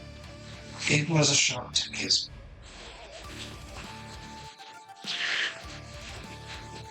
You should know that we treated her well, and she has been released. She was questioned a short period while Phallus saw to it. She's unharmed. She'll be waiting for you back at your camp. I appreciate that. I will do my best not to encourage this dispute. I do not want a revolt in my name, but I certainly can stop. We've seen to it that you won't have the men to mount any sort of offensive. There's a cheeky part of his brain that's like, oh, really? I think it's better he keeps that. We'll say that the Hexarch knows him well enough that the cheeky grading is like, Right, that little touch. Little raise in the eyebrow, little arch of the eyebrow. You are my son. May I ask? Word from home. Phallus has been ferrying messages, yes? He has. I am curious what the incubi are saying about this endeavor. I'd imagine they don't all agree on this. The most recent message they seem to be unified wholly upon, and that is that we owe them 10,000 souls. Oh, excuse me, 20,000 souls. The price of the rifting, which one's the raving? 30,000. No, 20. That is 20,000 per. Okay, 20,000. Yeah. The price of the rifting. Nice. I did not realize it was. Well, the debt would be cold. I didn't think they would do this so soon. We knew it would be expensive. We gave them estimates, letting them know that there would be very few of the raving that would survive. It took all of them. Would have taken more, but now suddenly, though we were ordered by them to proceed with the rifting, now they claim that we owe them those souls in return. So. Villagers must be balanced. So they say. See, as such as this one would provide a sizable portion, if not the entirety of that. But such a offensive to require that many at one go would be catastrophic. Ace is jumping up and down, screaming in joy. Just so you know. Have they given a timetable?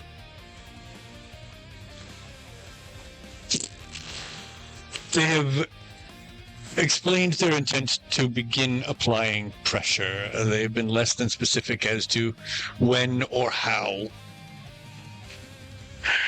Our recent requests for resources may encompass that. The gold. They shrugged near a muscle at it. That will be delivered en masse. They don't care about that. That's not a. Other resources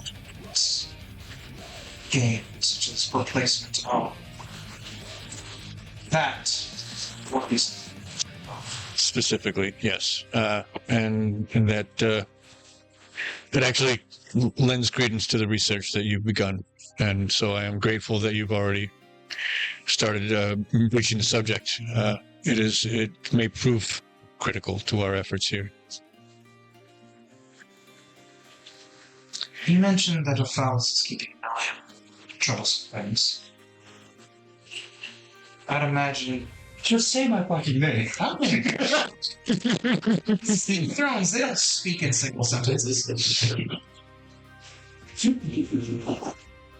Sorry. I can surmise he's been keeping an eye on me. That would also intend to be watching my newest brother. And your oldest sister. She's been acting out.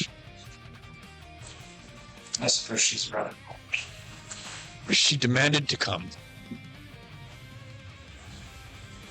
And now I can't get her to within 100 yards.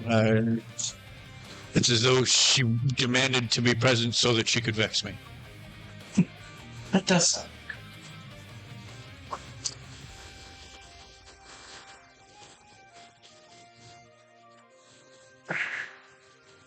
I learned something about my brother recently. On our return, it seems he has the capability to see through others' senses. Distance outer sense, he can see them.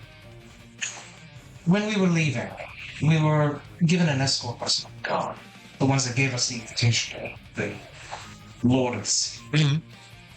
He was able to watch through the eyes of the commander, seeing here as well. He'd been making sure, we wanted to make sure we weren't followed. It seemed he was capable of doing such. Did he give any hint as to whether there was a sense that the eyes through which he watched knew they were being used so? Or there... It didn't seem as such.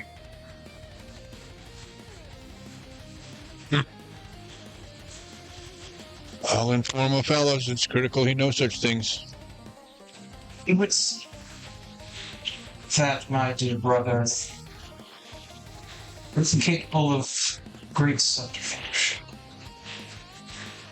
To be clear, I'm not making accusations, but just despite family ties, he's not to be had to.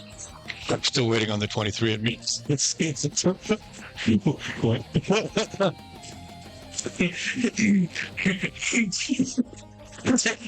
judge shows him. Oh, this one. You know, morning. Get around here. Got that princess.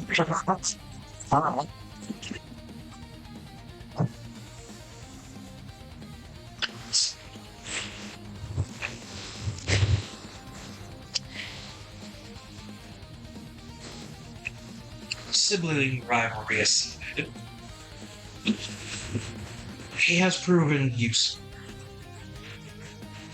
I simply worry that his ambition rises higher than mine.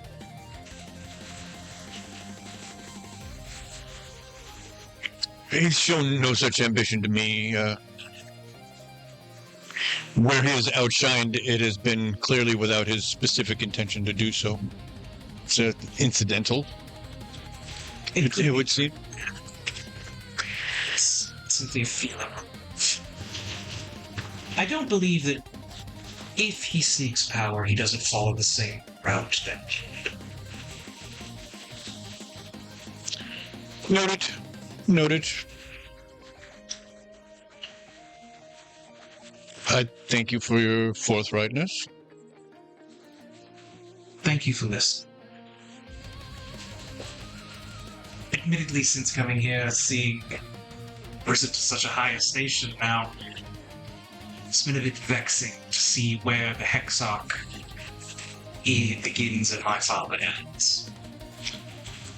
More so for me than for you, I assure you, my son. Having to take such defensive stances against my own blood, it vexes me as much as your sister does. As much as your brother vexes you. She really should have stayed home. You're not wrong. But he sent it back. I hear the death of Tower would break us. That's yeah. Another 20,000 souls. She's not worth the effort.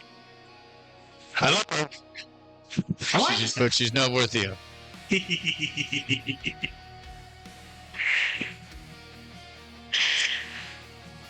Keep your people in line. I will do what I can. If there are... I must admit, the denial of saving resources that we can't afford outside of my own coterie is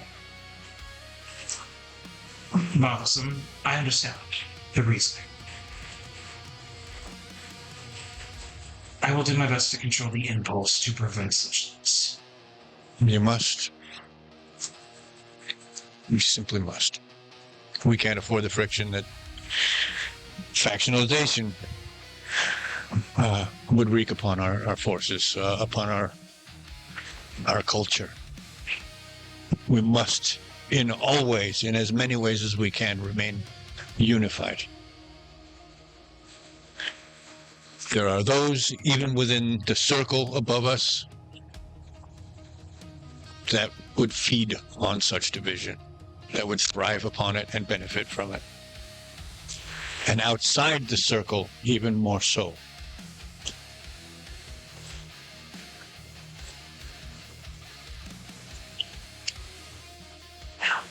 I will take my leave and see that my new coterie is tended to. Rest well, my son. If not easy. You as well, Father. What's up with you? I'm eating dinner. Yeah, I specifically said nothing because I didn't want to risk him doing the census thing to us. Because I know exactly how it looks. Fucking thought about it. Yeah. That's up. Because look. Through your eyes. Choose a target within very far range. Mm-hmm. End of sentence. See, I don't know all the specifics to it, so that's why I was very careful putting on the performance of being so frustrating. I want to see through your eyes now. Mm-hmm. But I will go and gain sustenance. I will eat and see to Kronos' arrival and getting them squared away, letting my servants understand the situation. Right. And that they'll have more to tend to now. But I mean, the Legionnaires are pretty self-sufficient. Yeah. So it shouldn't be too much. Yeah, they're all experienced war fighters and know how to sleep in, in corners and keep out of the way, how to pack up and not make a mess, or how to unpack lightly and not make a mess. So even while they're waiting for you, they're barely noticeable. I meant to ask, what do I know about Ormalka? Ormalcus has been with you. She was there when you guys fought the Rift Stalkers on the first day. She was there when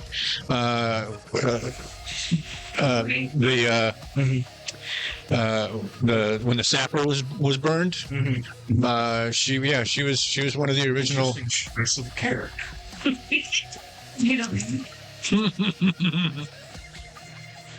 Okay. We'll ask Kronos about that. As we're talking and stuff, I will ask, what do you know of Ormalcus? She's capable. She's loyal. Her father is a knight commander. One of the most loyal. One of those who actually drew knives on the night of the purge.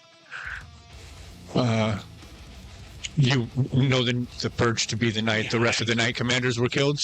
The original knight commanders. Those who didn't set Haxark.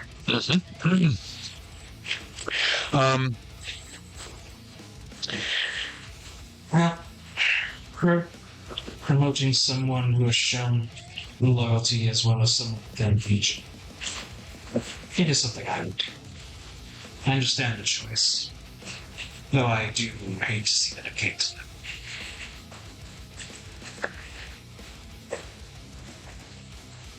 It was a good decision. If it had to be made, she's the one I would have chosen. For my part, my lord, it's not sir. It's my lord now. I do take notice of that. My only regret is that our numbers cannot swell further. There are 3 open spots. Genuine smile there. She's like, you are a ray of positivity. Despite the limitations, there is still opportunity. If there can only be 10, then there will be the strongest 10 fighters in this entire army. Full fucking play. Every one of them says it. They're all within earshot. And when you say that, they all cheer. That's a short, sharp cheer that doesn't wake anybody, but lets you know that they all fucking agree and support that statement. We have much to do. Rest. Rest, Commander. You do the same. I have ideas about how to achieve the goal I just mentioned. Let's take him. Your men are good. They are strong. But the personal gods of the Bei'Hara will be held to different standards. He's just grinning. I'm eager to learn the standards to which we will be held. Yeah.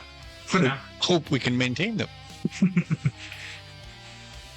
He's in private. His pride's showing. For now, we rest. We have an invitation to ask. What's up? Sorry, I'm playing with the cat. That's all right. I just figured that she's just eating dinner with squad, getting to know, and replacing squadrons. Right. Look who else is eating dinner. Huh? Ooh.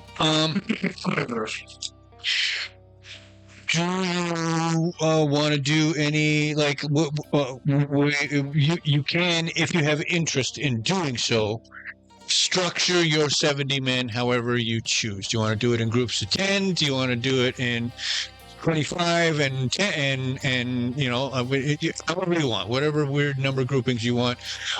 If even having all 70 now join your specific command as the expeditionary force, that is an option as well. Right. As it stands right now, you and one other guy are in your current camp right now. You would have to journey to another part of the cavern in order to hook up the rest of your men. Okay. So you're in a very empty camp. The camp that's built for 20 now has only you and one other dude.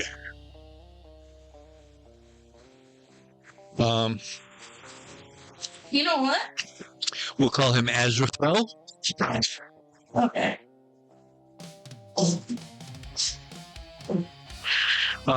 He is a sergeant. Hello, Freya. You can choose to promote him. Normally, you'll get up to, we'll say, captain. So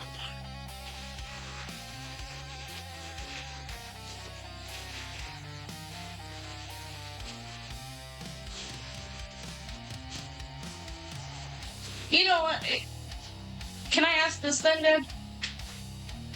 Well, say his name again. Azrael. Azrael. Can he be like my second in command? Absolutely. Okay. And just because it is just the two of us, I'm going to pretty much just strike up a conversation and get his input on division. If we should continue to follow how Cronus had the expedition team, or if we should go less or higher.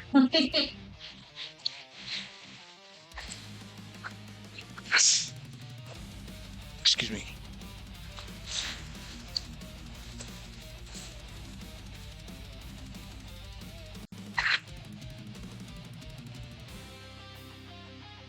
Okay, sorry. Once again, you're strike up a conversation with him and ask about whether. So, for expedition team, so, in a sense, our group. Right. Should we stick with the same number that Kronos had? Or do a different number?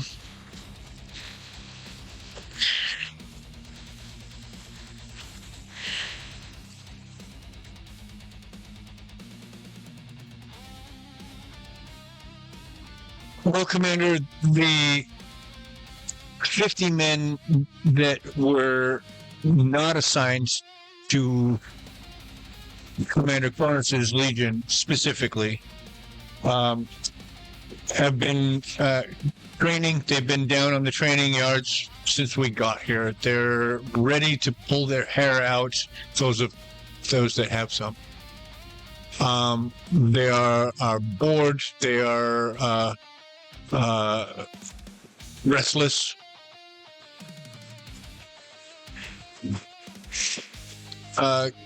Given what we've experienced so far with their lordships, they don't seem to be inclined to cause trouble, but from what I've been able to glean about the expedition, we're laying the groundwork for war, for invasion. Having all of our men ready for action, ready to move, ready to instigate or defend. I feel like it would be worth it to invest the entire Legion to the expedition, but that's me being a defensive soldier. Understand where you're coming from. Keeping the men in the field lets them feel useful, lets them feel like they haven't been staring at the same cavern walls for days. Nuh-uh, you ain't rolling. I do understand their frustrations not being able to go out.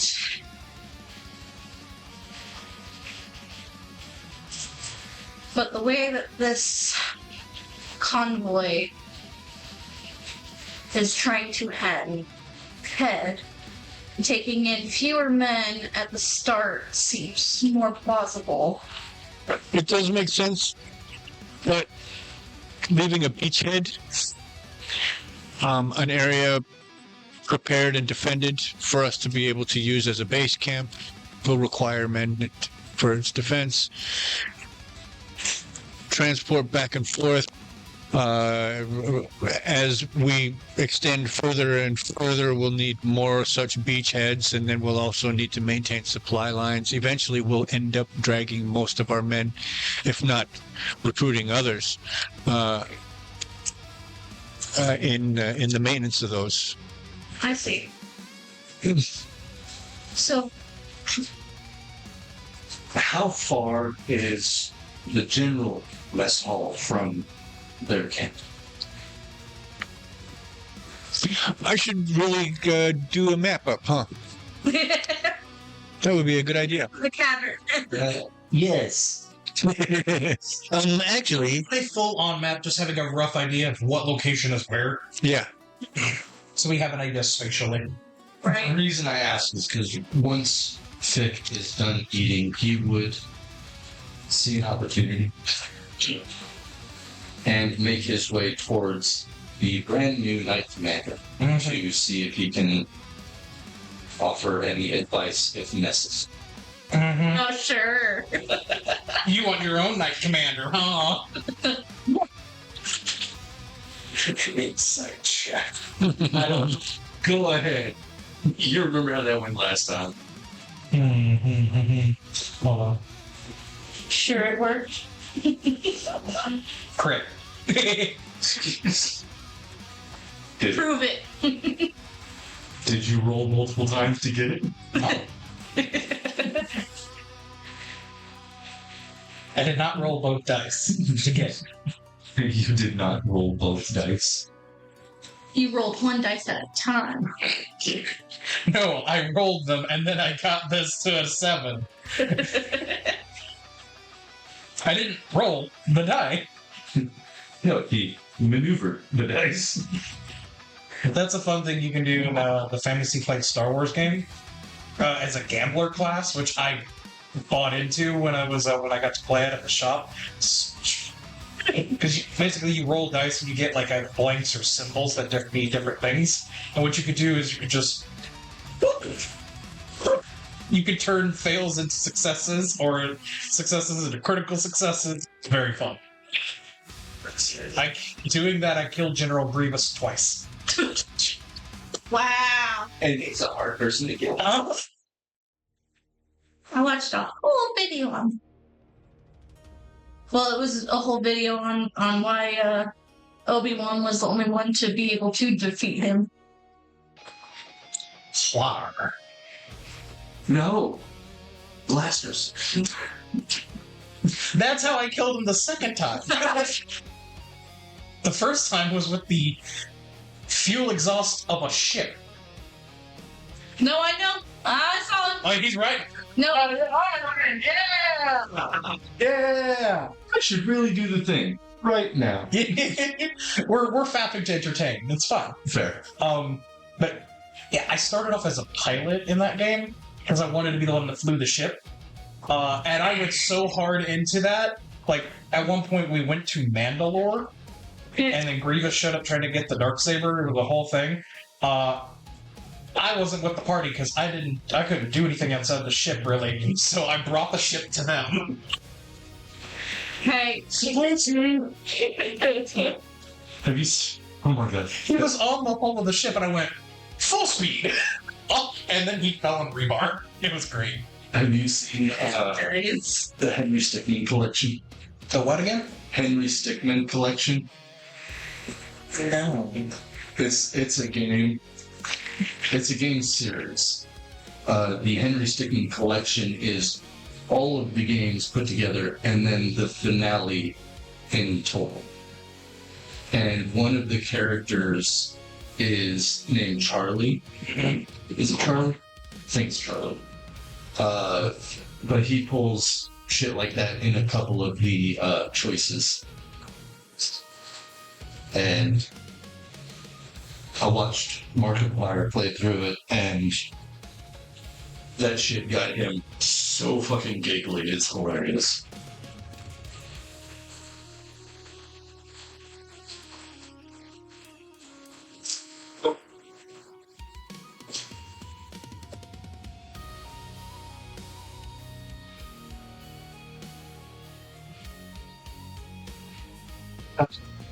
Don't.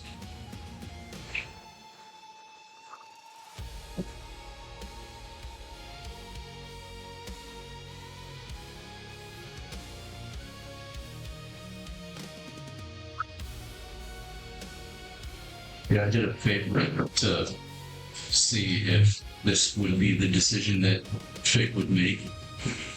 And there's a 2 on the fear and a 3 on the hope. It was done. Eventually.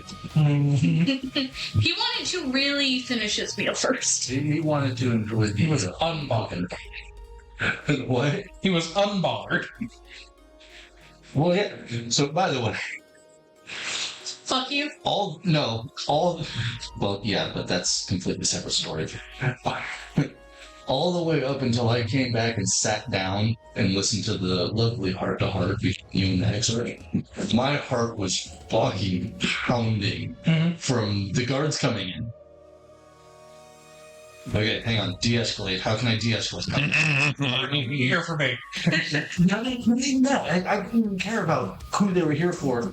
How can I put my 2 cents in so that this goes well? How can I put my 2 cents in so that it doesn't go bad? That whole scene got my fucking heart going. Love it. Yeah, I was like, whoa, what the fuck?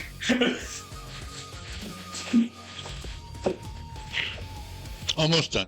You're good. You're good. Uh-huh. I didn't really know what to do without fucking up, so. You did nothing and got a promotion.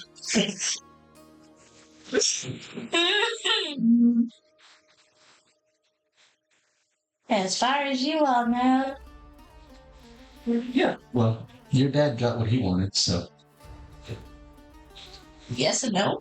I mean... No, he did. He got exactly what he wanted. He wanted you out from under Cronus. True. Whether or not he wanted you specifically off of the expedition team is a different thing entirely. But definitely, what I understand, your dad got what he wanted by you not being under Cronus now. Now, with that said, you are now equal parts with your father. Yeah.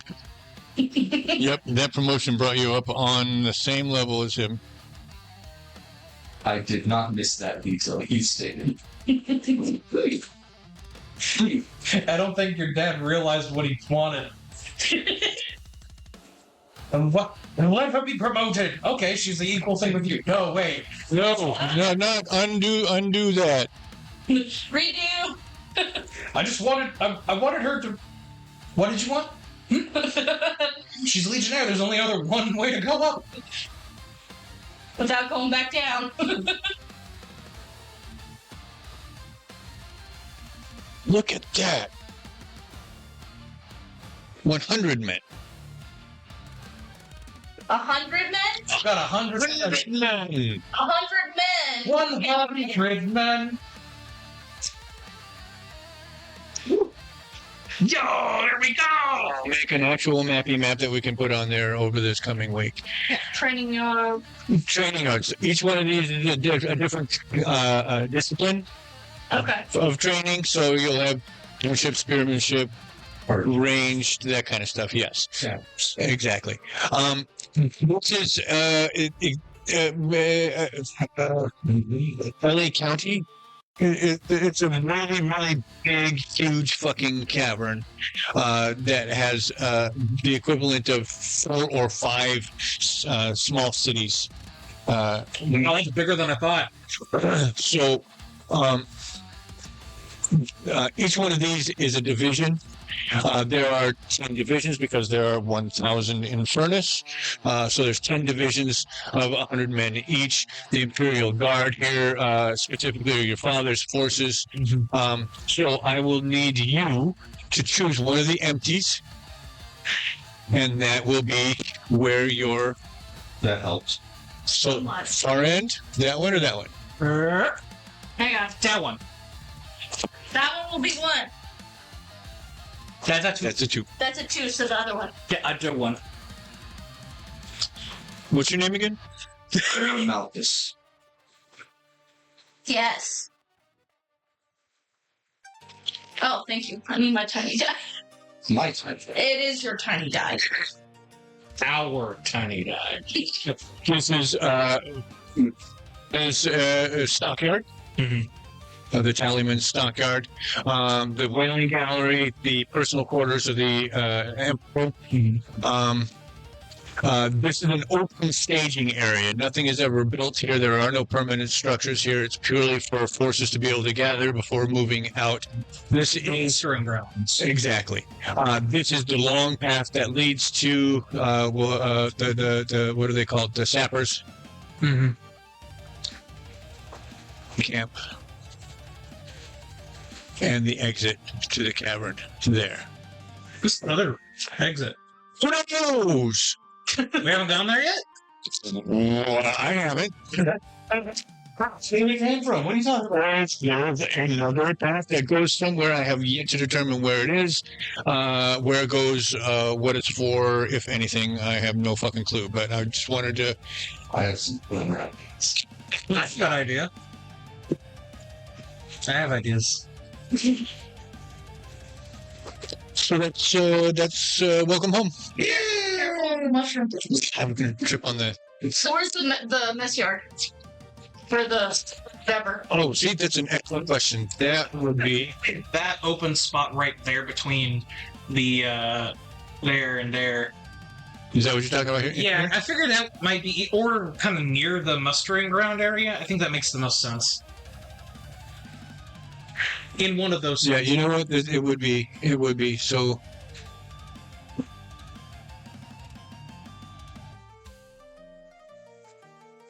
Yeah, put it close to the exit or the entrance point, so that you can immediately just go get grub if you need to. So across the way! Look at that! So I don't have to travel far. No.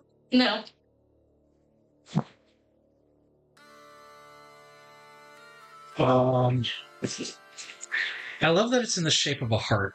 It is. Or a kidney. Or a kidney. Or kidney.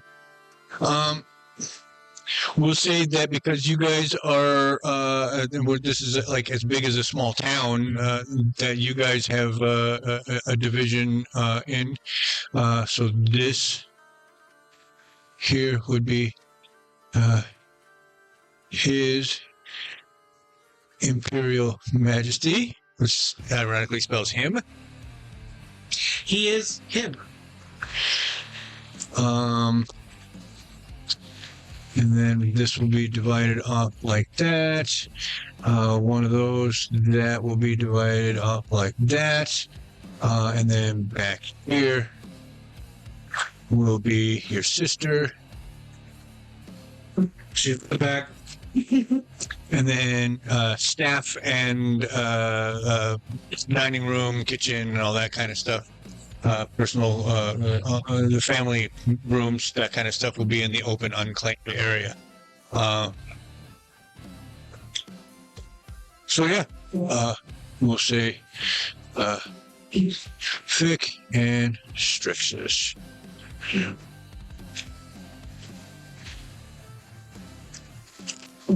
Thick Strixus.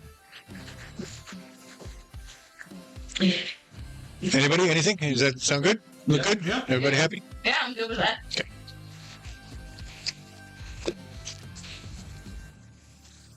There's more I want to do, but in the timetable we have, logically I can't do it. I want to go investigate more of the soul stuff, but that is not Strixus' priority, right? Right. And it's like, I wonder what would happen if I did my magic. Which is fascinating idea. Right? So, are you still in the middle of this conversation? Yeah. Yeah. We're just still discussing divisions. So, if I may, You don't even announce yourself, you just walk in and talk. it's an outdoor camp in a cage.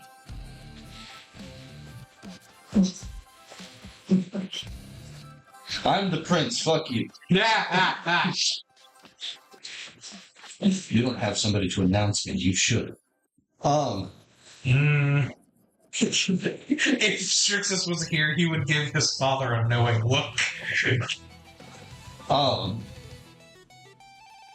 If I may, Oh my lord.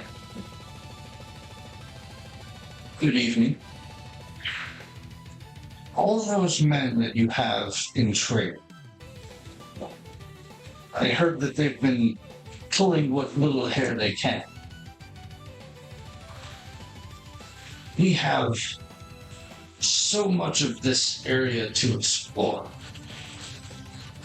Why not send small detachments in each and every direction we have not already been?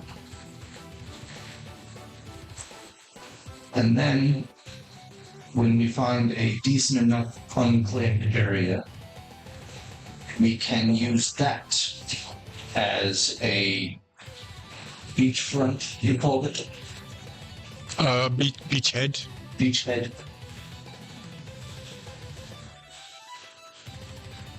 You would have to leave a few men here to recoup any of your losses from earlier. But that shouldn't be overly difficult given the numbers we have. That is fair, my lord. With maps we have recently acquired that should also help guide us on the starting point. That's true. It's easy to pick directions when you know which ways are empty.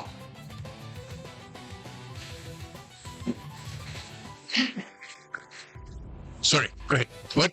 Yes. What? Yes, my lord. To my lord! He was sergeant when he walked in. Yeah. But I'm sergeant. Right. No, that's what I was supposed to be thinking about next in your last statement, I believe. I could be wrong. No? No, because I had to do with that. Yeah, it was just, since it wasn't far, I just continued on the one Okay. the purpose of the question.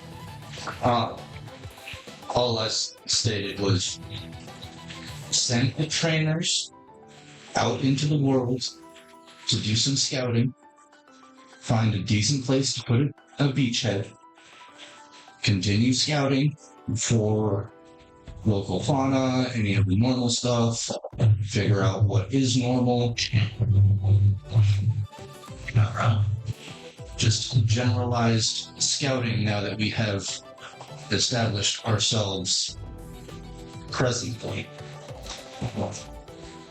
Getting our people seen by the locals would be good.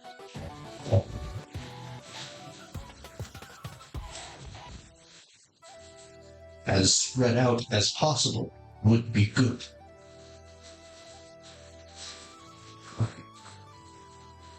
that the map's acquired, we have a starting point.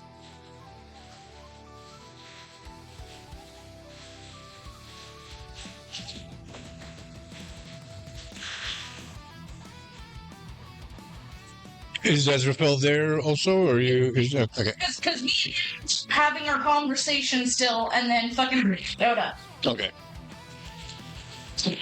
One wonders, Commander. Do we have authority to field other forces, or are we meant, do you think, to do that kind of exploration ourselves within the expeditionary force?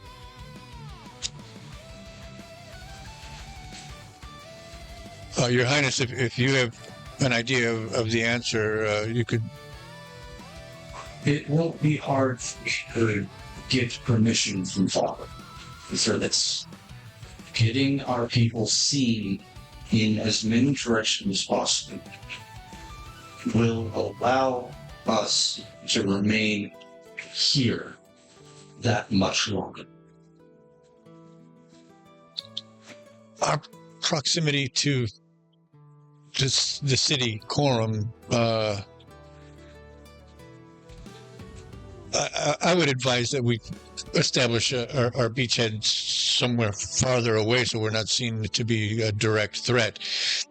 The longer we can keep the cavern secret, the better. That means minimizing activity in and out of the entrance. Precise. The purpose of the primary scouts is to go find a place for that beach. Understood. And from there, re-establish centers as it were. There's our first division. That's something that we can dedicate our own men to doing.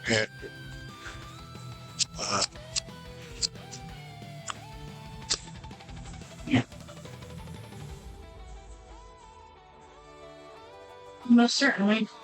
It'll help keep us out there a little bit longer. Keep cavern as hidden as possible as well. I'll see to reassigning the men off of the training fields and back into our camp so we can start making such divisions.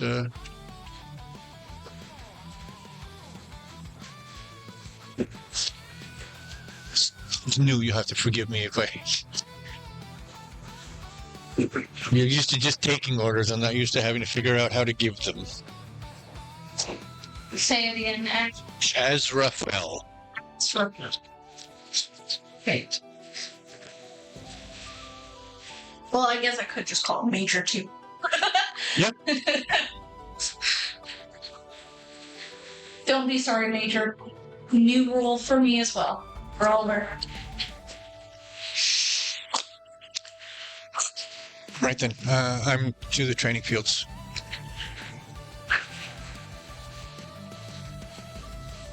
You gonna go home? I figured since you're new and trying to figure out your footing, a bit of advice might help in the right direction. What advice would you give? The scouting parties. Oh, I mean, yeah, take him out of that thing. I will leave you to it. I'll see you in the morning, my lord.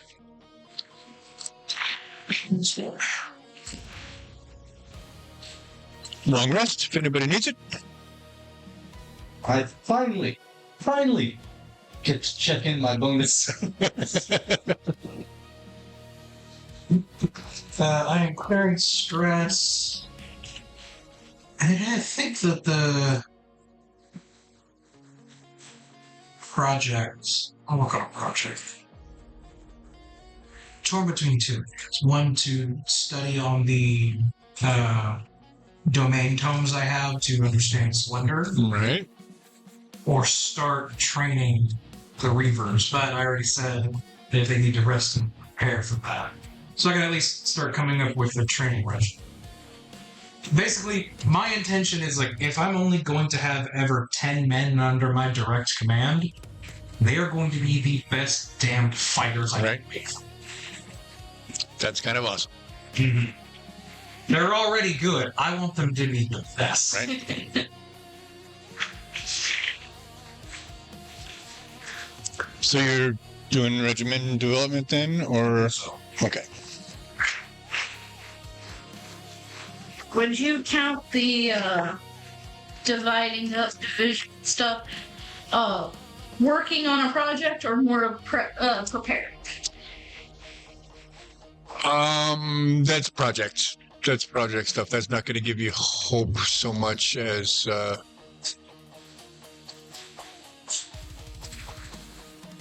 let you be. Yeah, that's not a hope developer, unfortunately. No, that's fine. Progress political. Yeah. Right.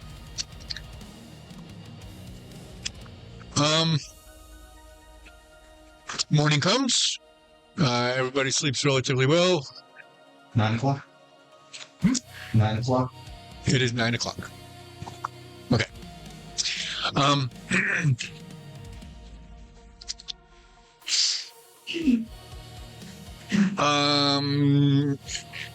Everybody is who is it that was it was everybody at your camp Yeah. always wakes up to breakfast. It's like what wakes you guys up is the smell of the cooking food. Hey. Exactly. Gosh, that's like being in the U.S. military when your barracks is right next to the mess hall. You've got to be up at like 5 a.m. for PT, and then like 6 or 7 you can go eat. Yeah. So you have an hour of torture. It's not that bad. It's not that bad. It's not that bad. That's my demon. That's the demon in me. Growl.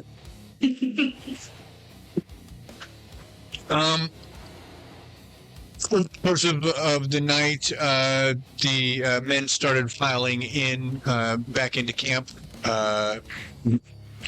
All they brought with them was packs. It was all they packed out with them was their packs. So their tents were already set up and waiting for them. They had just been unoccupied. So you're 98 men. No, it would be still only 70. It would still only be 70 because you lost everybody else, and part of your next duties are going to be filling those. Yep. Go back and change the number. You said 70? Yeah. Because I know originally you said like 70, 75, so. Well, yeah, it was 100, but you lost a bunch of men. From all the other. Yeah, you lost 18 guys died or were diverted. Yes.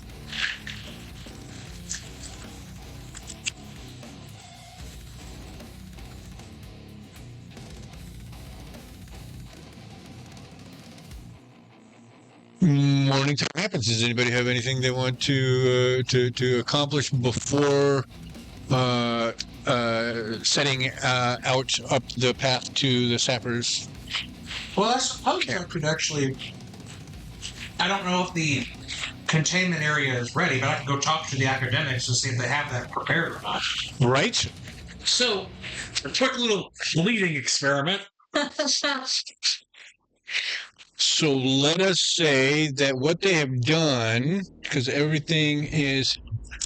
Let that be the other Catherine. That's not rolling pens. You know what? Who wants to roll a d6 for me? Daniel, 1 to 2 means we've taken off a section of the training yards. Mm-hmm.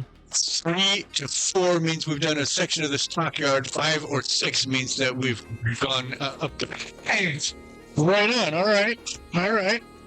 We could say it's a section of the cavern that only recently was kind of cleared, secured. So it's still, in a sense, a big work in progress, but it's enough to at least get It hasn't been designated an area already in use. um,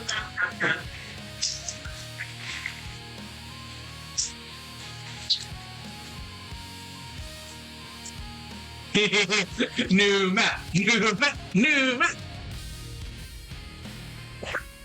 I shouldn't be too loud. I don't want to wake kids.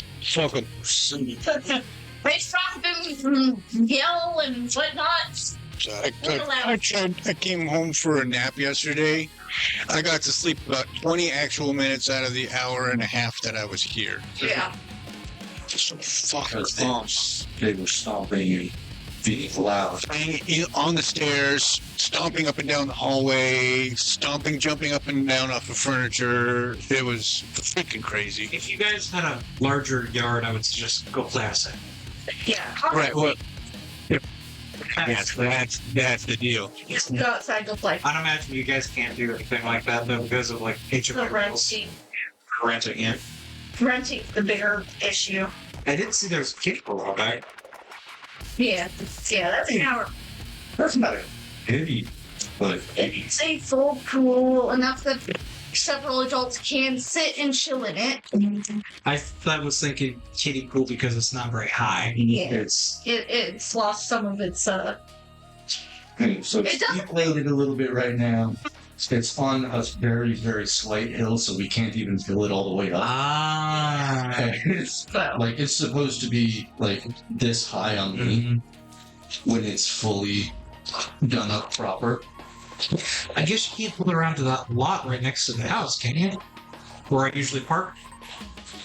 We can, but that's set like this. Yeah, it's closer to the road. Yeah. yeah. Where it's the best spot we found. Yeah. Other than like right in front of the door. Right on the pad, yeah. Yeah. That reminds me when I was younger, when we were doing youth group stuff.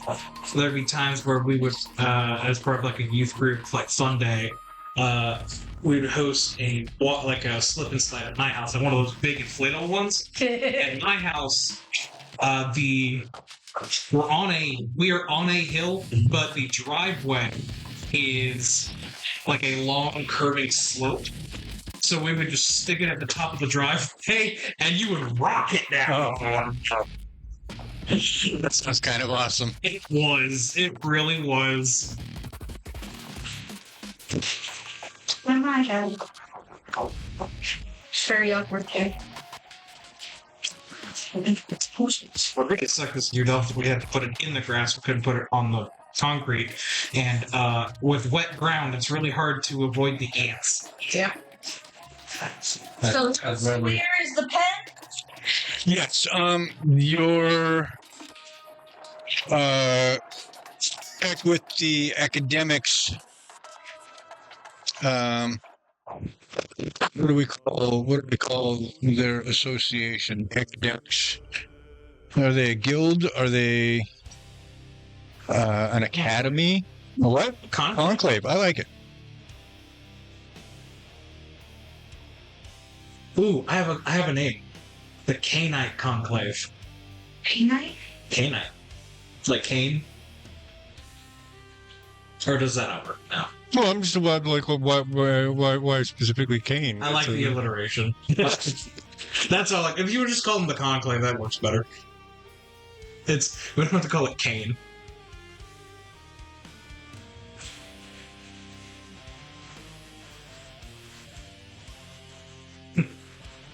Oh. Yeah, no, don't use that, because it's a Vampire the Masquerade. Yeah, It's things like that. Yeah, why did I know that? It's a good thing. It's more the vampire thing than the Bible thing. The Conclave, I think. Oh, conclave. Although I don't mind conclave. That is an academic term. But Kane, Kane, biblical and vampiric.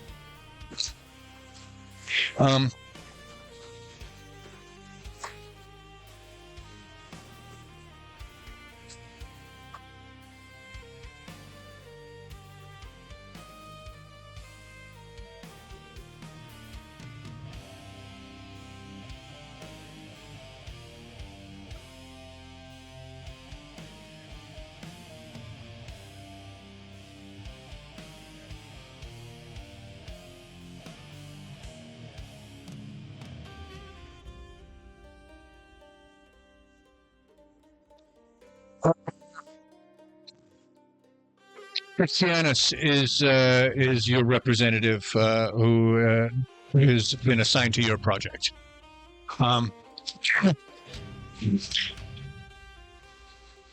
Before breakfast, after breakfast. I would have had it quickly. It wouldn't have been. It wouldn't have been a full sit down. Okay, so that you're probably still just out of your own quarters then, out of the family kitchen, not with your men. Tell the commander where I'm going. And you'll still have one shadow at least. So,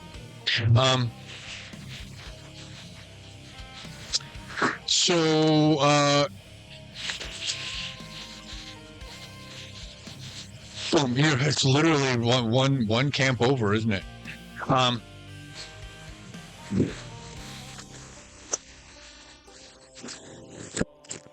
damn it.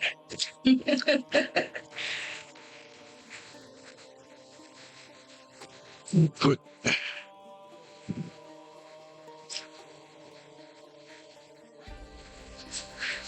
One whole legion is dedicated to the academics. Makes sense. I love how you made it fishy one. Something fishy over there. Tell me that doesn't look like a fish. Oh yeah, it does look like Like a goldfish cracker. The snack that smiles back goldfish. Dig it.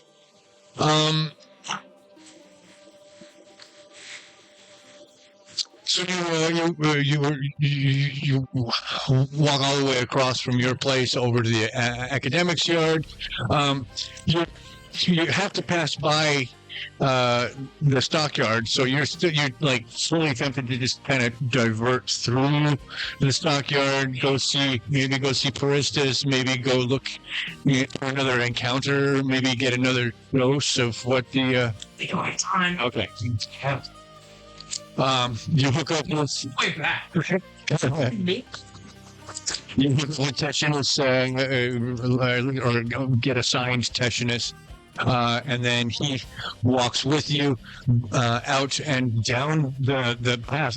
That is probably about a 7 to 10 minute spelunk. You're not climbing downhill, but it's the same kind of tight walk that it is to get all the way out.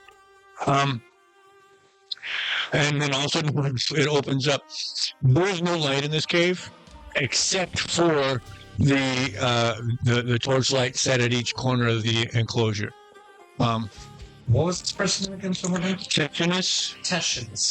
It's Tetianus. Tetianus. But it's pronounced Teshinus. Tell me, Tetius. My buddy? Tell me, Tetius, how much of the cavern beyond has your legion discovered? We've got this perimeter. It is only a third the size of our home cavern. Quite a bit of extra space. Good. We'll have to find use for it, but I think this will do just fine for now. Were you able to procure what I had recommended? We have, my lord. We sent the sappers to go acquire some loam is what we're calling it. Some of the growth. We've lined the entire floor of the enclosure with it, and everything is prepared. Should you choose to do your thing, we're happy to do so now. I'll need to some time to notify some guards, have some guards diverted if we're going to do that. But yes. Other than that, we're waiting for delivery of a physical creature. We have yet to encounter another since the previous time. I do believe spilling a little blood will hopefully expedite that to increase your studies. If that's your preferred methodology, we'll ask. Perhaps we can engage that particular method later on the day. I'll need to, as I said, have some men diverted to act as handlers. they've not yet been assigned because we didn't know whether we were to wait for delivery or whether you were going to manifest them. Understood. Priorities have come up to divert from that, but it is good to know that this is here. Would it be useful? I don't know if I'll be here in the day, but one thing that we could test is if it must be directly from the vein out. Bring me a file and I can give you a dosage of my blood to see if it still has the effect if it doesn't come direct. That'd be an experiment, my lord, yes. That way, while I'm dealing with my business, you can see if it works and have the guards ready. If you don't mind, since we can't do anything here anyway, we can re-divert back to the academics camp and we'll take the sample there? Yes, though I would recommend whatever number of guard you suggested you were thinking of bringing doubles. They are quite ferocious, and I'm not sure how many might spawn. As you will, my lord. But it's spawned 20. I spawned 20 of them. Yeah. The first time. The first time. First shot. I don't know how much like a single drop of blood could produce. Or, yeah, how much of that congealed into to form one full creature. Yes. He formed into the creature. Some of it became the weird trees, which we haven't been able to go back and investigate that. Right. Go do that. And Good. I would say if I have to do hit points, just a single hit points worth of blood, Gotcha. Okay. which I can then just heal. Right. So yeah, please do so. We'll do that. And that will give us let's do a D6 worth of throws, as it were. Okay. Do you want me to roll it or you? Well, if you choose, you want to? Sure. 4. I'm gonna laugh so hard for him still there. I would have felt bad, but I would have laughed. Especially how quickly you said that.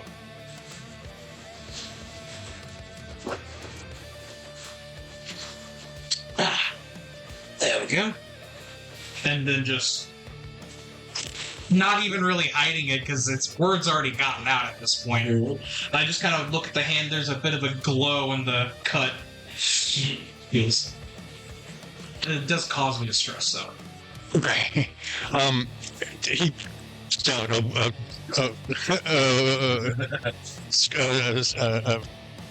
scroll. I don't know what it would be. Would it be a notebook? Would it be a tablet, a clay tablet? Effectively a notepad. Yeah, effectively a notepad. And starts writing notes. The shade of the color of the light that manifested when you did it, how much visible damage was actually, he's taking in-depth notes about what you just did. Yep. That's what you get for dealing with the academics.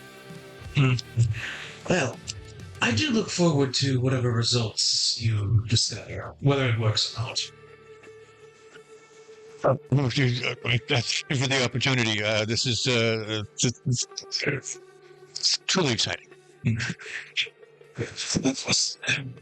Something interesting. Since it didn't take too long, because I was thinking that if it would be ready, then just do it. It Right. didn't take that long. He got you back. He did send it on the way back. It was like 20 minutes. We don't need to leave till at least like 10. Right. That was really, I mean, the walk there took more time than actually whatever you had accomplished or needed to.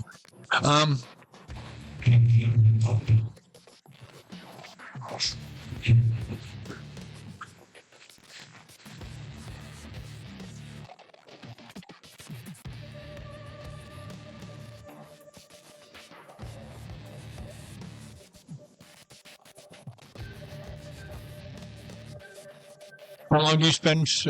How slow does it? How long does it take you to pass through the part of the stockyards that you? I'm gonna take.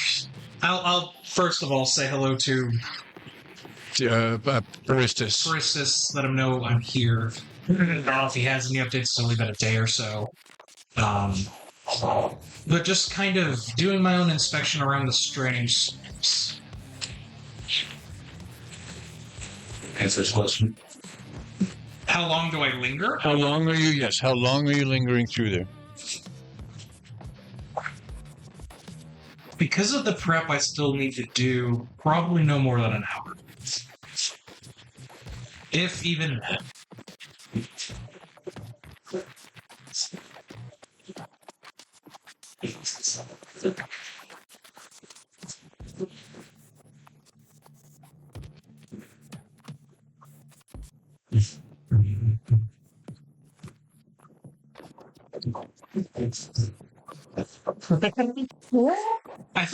I think I activated something. I'm confused.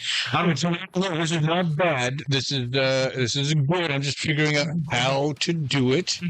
Phrasing is key. Do you have a D6 that you can segregate? I got cool right here. Right. But this is going to be if it's what I'm going to do. You can take a note. No. You don't have to roll it right now. Okay. And it's the whole point is that it's an extra die that you can apply to any roll. Ooh. You can only apply it the one time. Okay. But effectively, what the rule that we're building here is that each 10 minutes you spend in their presence, absorbing them, what they have to offer, gives you one that you can apply to a roll over the course until your next rest. You spend 60 minutes, so you have 6 pips. Exactly. Oh, interesting. So it's like I can add a +1 to a roll or a D6. One pip. That is one point. Gotcha. Wanted to make sure I have that.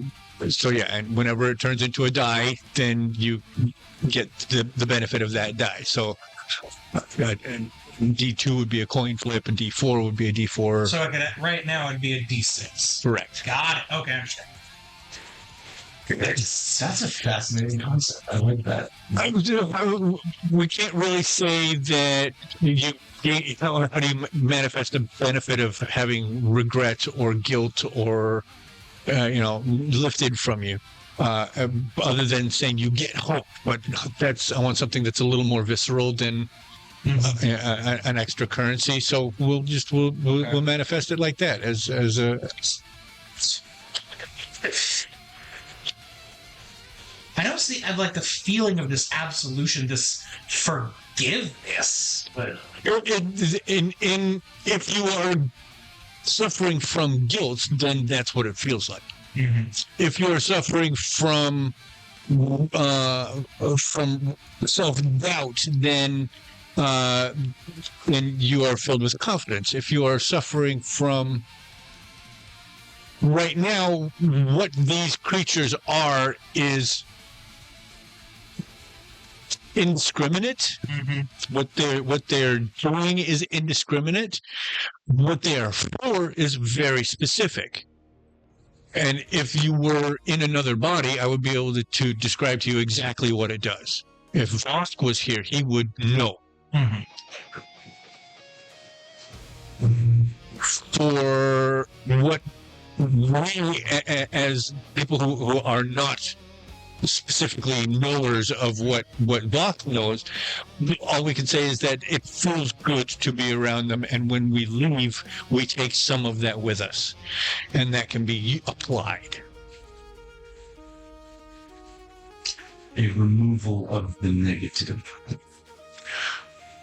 Or an addition of a positive. That's why we're taking pips with us. I have what these are. Okay. I don't know if it's right. It's interesting. Strixus would have a coil Vosk. You're saying, you saying Vosk might know. It's like, are these the other gifts from Bei'Hara? Oh, Bing, bing, bing. I will reward you with that's exactly what they are. That's exactly what they are. These are the stolen gifts. Oh shit! We have them. More to the point, intercepted. Yeah. Maybe Strixus could figure that out if he could learn more about what the boons mean, but but at this moment he don't know. Yep. So he doesn't even have the frame of reference. oh my Yeah. god, that's why she needed fucking boss! Her emissaries, my god! Oh my god! Is that the reaction you were hoping for? That kind of really was a long scene. I was anticipating.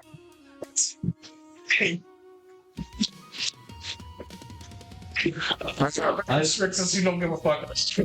Unfortunately, I did not have that same reaction when I figured it out. This was confirmed, but also I have a different form of knowledge Right. of what's going on, so it hit me differently, I Yeah. guess. So, but seeing that reaction is satisfying. It is gratifying, yes. If Strixus can figure out what this means, oh, he's gonna abuse this. Oh, his daddy's gonna be scared. What was the test that Persis was set to? Basically, trying to figure out what is like if these things are aware, Okay. if they are sensing, and actually to that point, Strixus would try talking to them. Right? So what you get is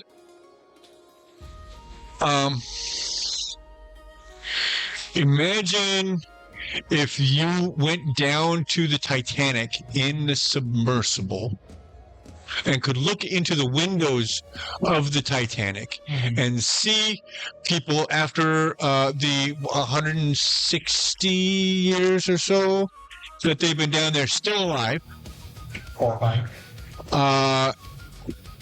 undrowned, completely trapped,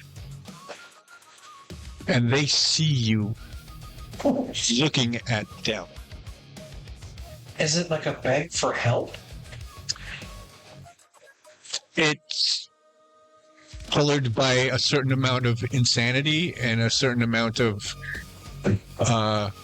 hoarseness of spirit. And I don't mean that in a way. I mean like as if a spirit has been creaking every minute of every day for however many years it has been stuck in this hell.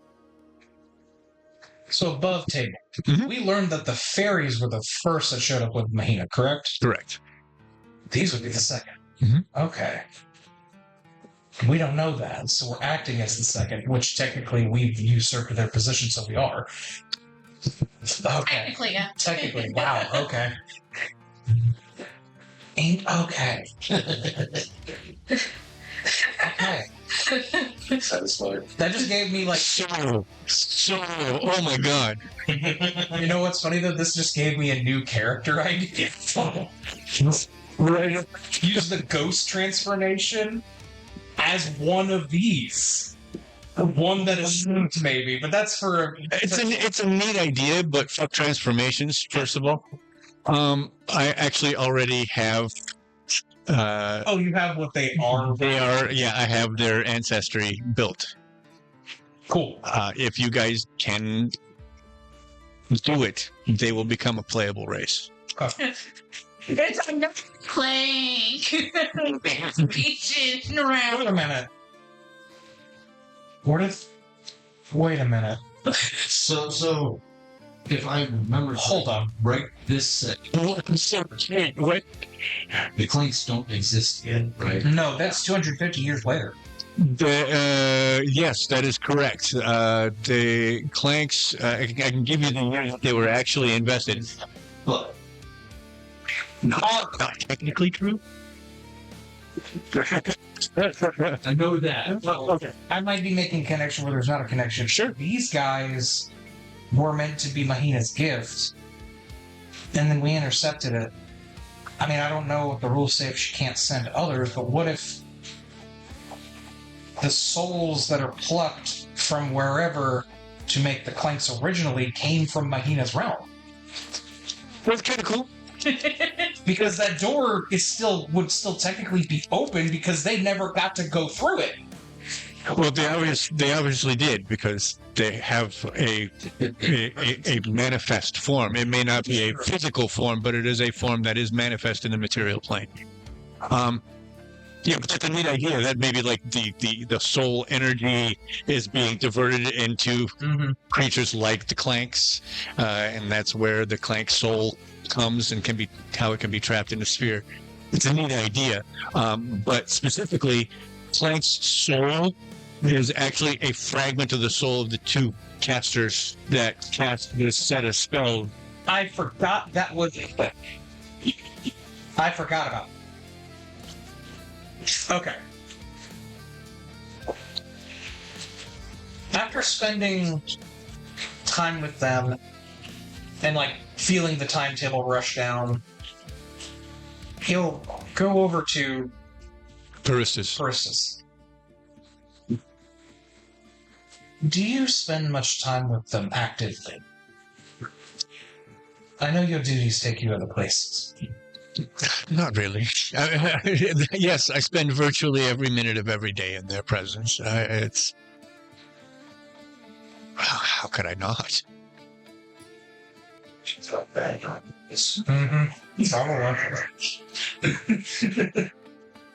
I think they have something to offer us besides just...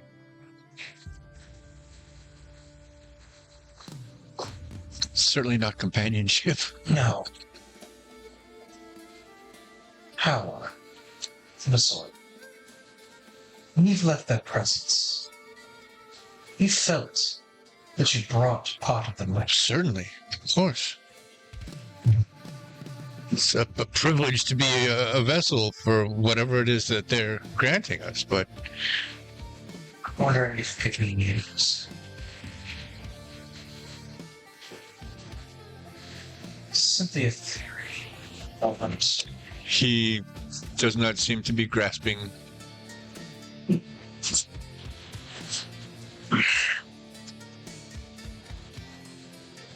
A soul to us is leverage, a currency. I'm wondering if there's a bit more to it. We use it as resource, effectively power. These offer something more. They're more potent. To be clear, above table, we use it as planks of wood. We use it as a physical thing that can be used to divide areas and to support structures and to, in some cases, decorate macabrely. So where you say power, I say, huh? It's something I need to test. If I can carry what they've given me in the time I've been here, if I can put it to use out there. I don't think it's simply a lifting of burden.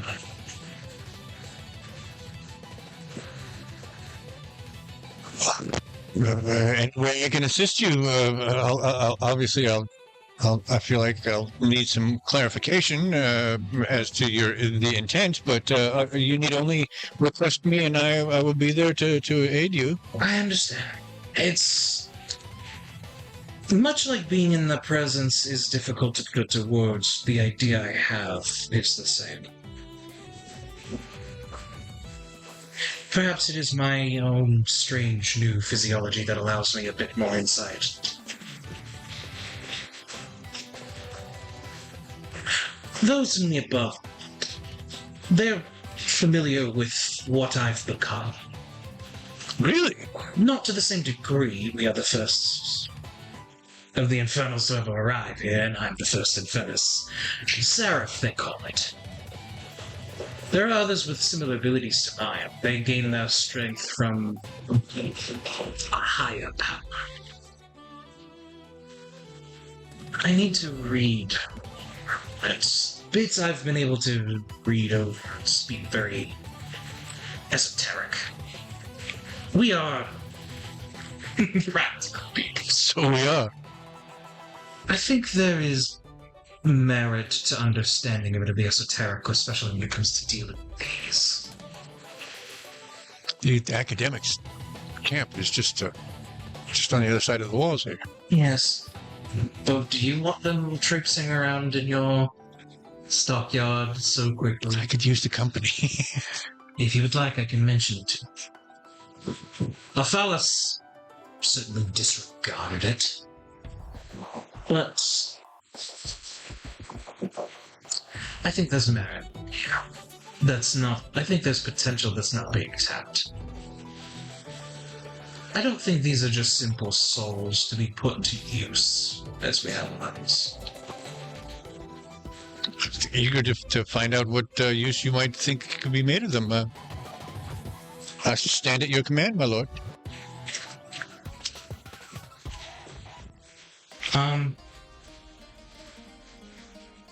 And I don't got the time at this point to go back and tell the academics. Well, you know what? Yeah, it's literally. Oh, yeah. Just don't even need to seem like, hey, this is what and spending some time with the new souls that showed up. This is what I've experienced. It's a weird thing. You should study it. Tatiana is like, oh, really? Oh, okay. Well, I should go find out what the hell he's talking about. Provided it doesn't take you away from your other duties, of course. Understood, my lord. I think there's untapped potential.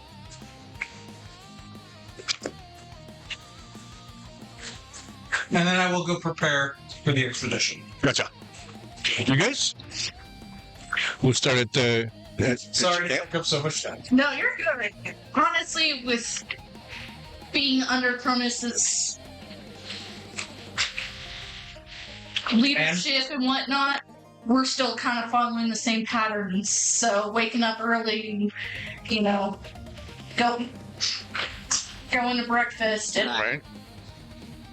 After that, going back to the staging area and just kind of gathering up all the troops and preparing to. Gotcha. Just preparing to march. Have you done any of the division work that you were doing that last night as your project, right? So, do you have ideas on that? So, I do have some ideas. I want it. Really, the idea is sending out 30 men. Yeah, 30. To go ahead and scout ahead, looking at some of those maps we've acquired. Okay. Have not acquired them yet, but... Okay. This is the general goal then. Right. And seeing possibly, other than the fucking city above us, where is the next, other than... for that beachhead, looking basically searching for that beachhead? Yeah. Okay. And then I'd say probably the other 40 can just trail with us. You can't take more than two. Oh, yeah. That's not true. I can't have more. He can't have more time. The first time we get to town as a group, we said no Martins. The Hex are dead. That was the first time you went to town. Okay. That was during that first approach. So to clarify that he was intending that you guys make as small an entry as possible, but now that We've got a formal invitation. yes. Fair. Okay.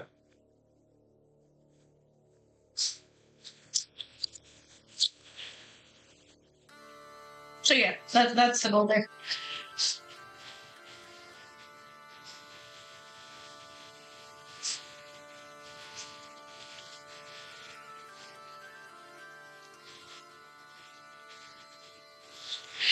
You know, something, Lieutenant Burkus to command those 30 men, that scout division.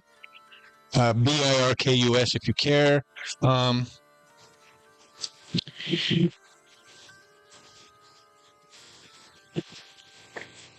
He still attacks until you guys get the maps, so just letting you know what we have there. What was his rank? Lieutenant.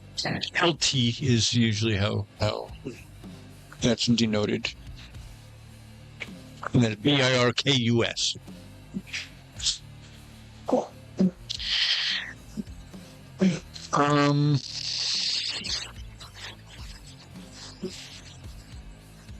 The rest of the expedition?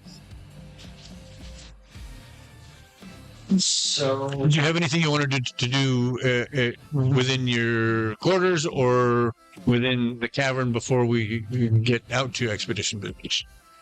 essentially, I just plan on examining what we may or may not bring with us. I was thinking about that. It might be a good idea to bring a gift.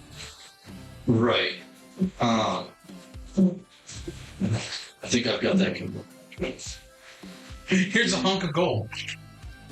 No, You can have it. not by Clef.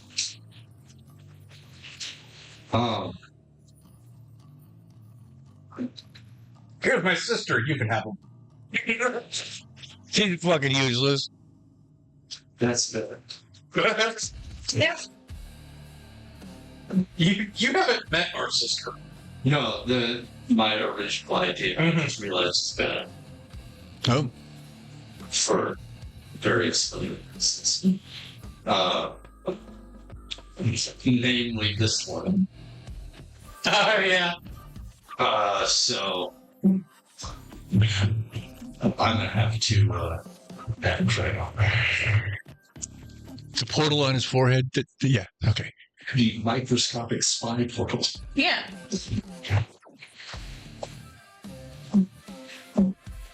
Damn. That was such a good idea before. It's really hard to make like back alley deals when you have someone watching you all the time. Yeah, you have to write everything down like this. Pass them on to other people. Really good at not looking at things when you write it down. Start using code words. Or hope that you can't hear till Chuckle shit. That's the fascinating idea. So yeah, Pheal, Boys are dread, yeah. There's a chance you can hear with that because you are physically speaking, but it's just really quiet.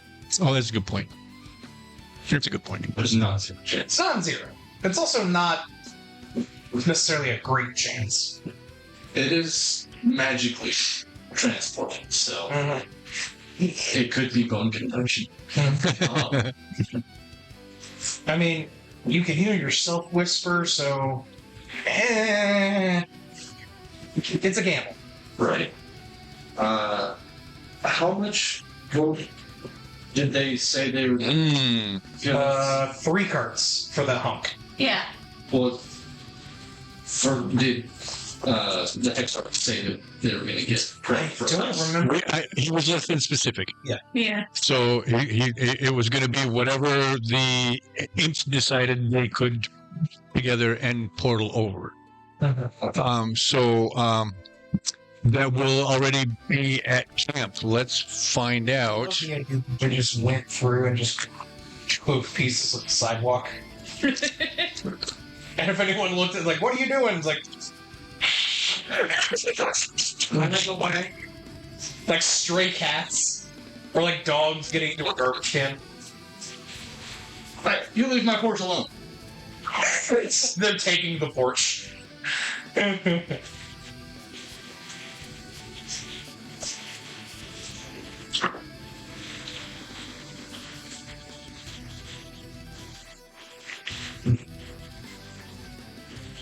It's ridiculous. Of course it is. It's everywhere on the other side. There are 7 carts. with the same size, essentially, and smaller. Might need to not deliver all of that. No. We will crash. So Crash the economy. my That plan we still need. from the beginning was going to be take one cart with us and then sell that with get the 3 carts of currency from them for the one piece. Say, hey, take this, pay us back, and then we'll get you more. That is my intent, but just Right, because the deal was that one big hunk for 3 carts. Yeah. And now there's a cart full. There are 4 carts full. Right, but they're only taking, there's 7, but it's only taking Right. 1, but even that would crash the local economy, would like damage it. You guys wouldn't know that. No. No. So, but I think you're still doing the right thing. It's one piece that they offered for that. I think it's smart enough to know if we take all of this, they're not going to give us all of the money. But maybe they would tell us who else we can sell it to. they want exclusive rights. They're not telling us shit. So, given that, and given your intellect, you would understand that what you would be doing would be essentially demanding a quick check in future trade. If I take this cart and I drop this cart off with them, and they'll accept it. If they're willing to accept that load, then you have effectively, you can ask for anything you want, and if they have the resources, they will probably give it to you. You would own them, basically. For a long, long time. See, it's the same thing that I did with Frog, but way bigger. Yeah. A merchant guild, effectively. Yeah, it would be the entire Gold Artisans Guild. What you don't know as a tactician, and now you, if both of you were communicating these ideas between you, We are. Right now. No. then what you see is that you would practically own everything that the guild could do for you. Not that you would own the guild, but everything they have access to for resources and influence, you would have access to. If you were to convince them to deal based on leaving this cart full of their precious gold. Mm-hmm. All they want. The guild is basically the villain for Pocahontas. Right. I can't remember what his song is. Yeah. Oh, yeah, I know who you're talking about. I made that into an NPC in my Game of Thrones game I run on Thursdays. And he basically is owned by the horse. That's fun. Okay. Being the bureaucrat he is, Right. knowing how money works, not necessarily how it works here, but how money works, the amount that they had promised to try and get for the handful. I will remind you that they were going to get that from a single person. From a single person? Okay. Interesting. You are basically operating as an individual with that.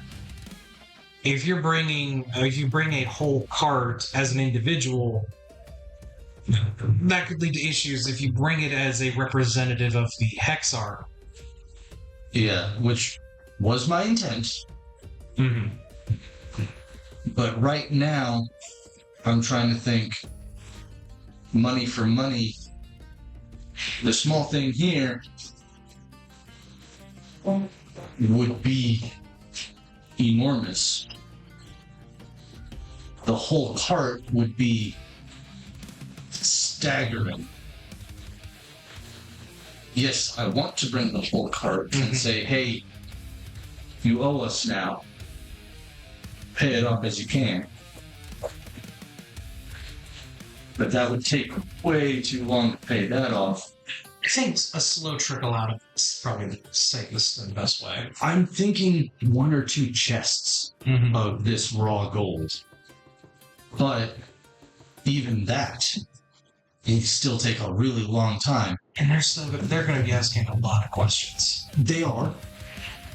And the other side of that is, now we've just got these 7 carts of gold laying around. We just keep those in the cave.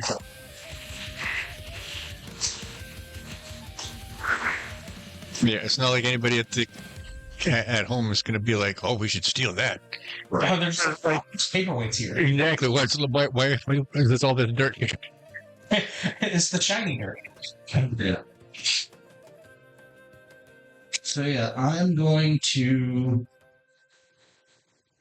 request a single cart with only 2 chests full of that raw gold.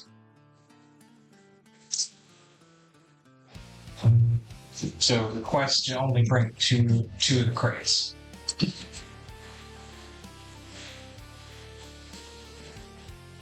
Yes.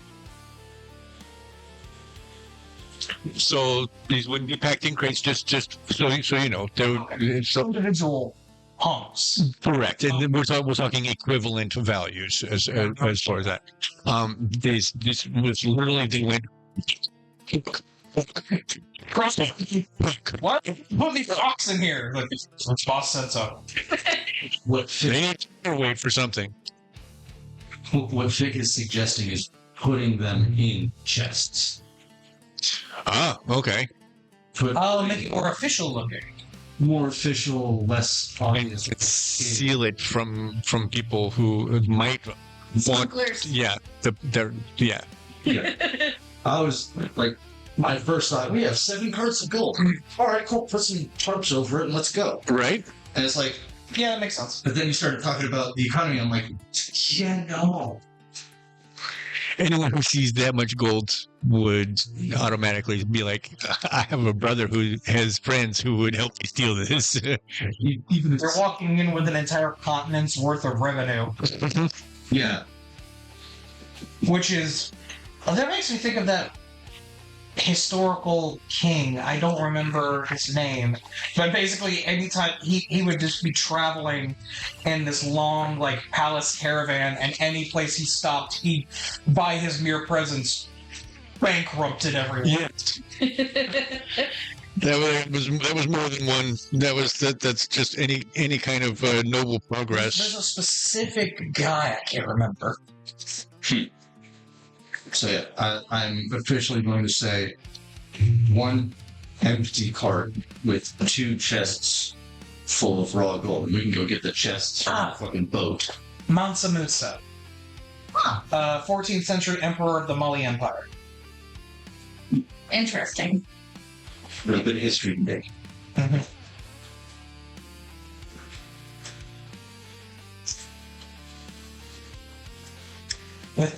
There was a story where he was in the middle of the desert and his wife wanted to go swimming. So he ordered his servants to dig a pool. And they did. He was that rich. Wow.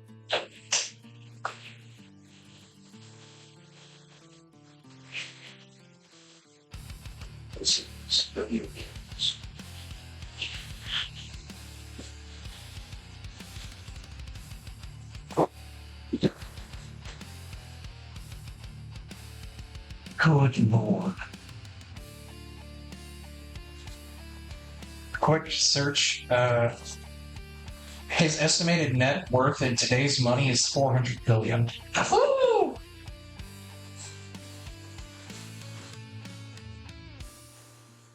Yeah, the dude was just throwing money to people as he was traveling.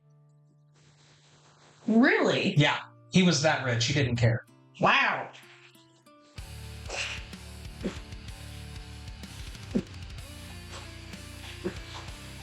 Oh, he established Timbuktu, It's kind of cool. which apparently was a center of trade and education. Cool. Hmm.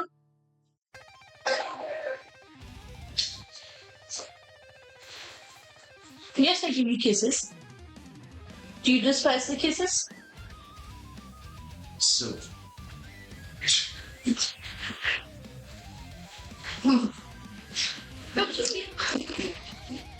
by size, I have equated that combat to one item. Just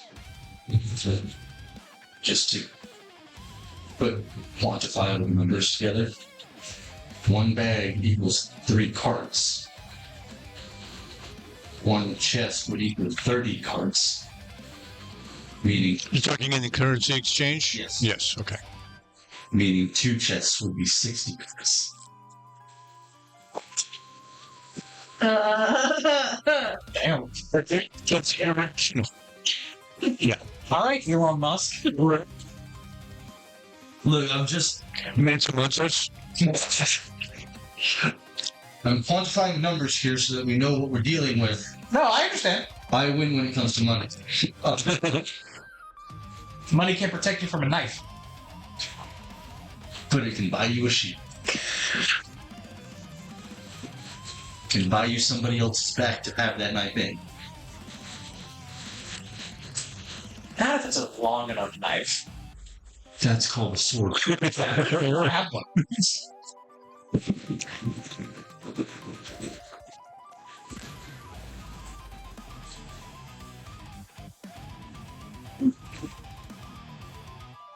I'm not going to ask for all of it at once because say, hey, pay us back in the songs. Gotcha. Okay, so you've got the men right, because she's now got all of a sudden this morning. She's got a fucking army in her camp. So they make quick work of unloading and shifting into the crates and putting the crates onto the cart.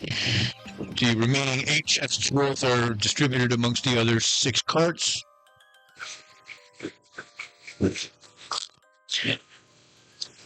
Once I'm fully prepped and ready to go out, I will come to the staging area where you guys are. I guess bringing all of my people with me. Okay. Sure. When I see you, I will approach, not myself, other than like the shadow I normally have. Right. Oramalcus. Is that the name? I think so, yes. Or Malchus, yes. Commander Oramalcus, probably. Realize we did not meet on the right footing yesterday, but I felt it important to properly introduce myself. Now, with your proper station now. She's been on the expeditions with us. Fuck, I forgot. That's right. That's why her name feels like it should have been familiar because that's the time. Retract.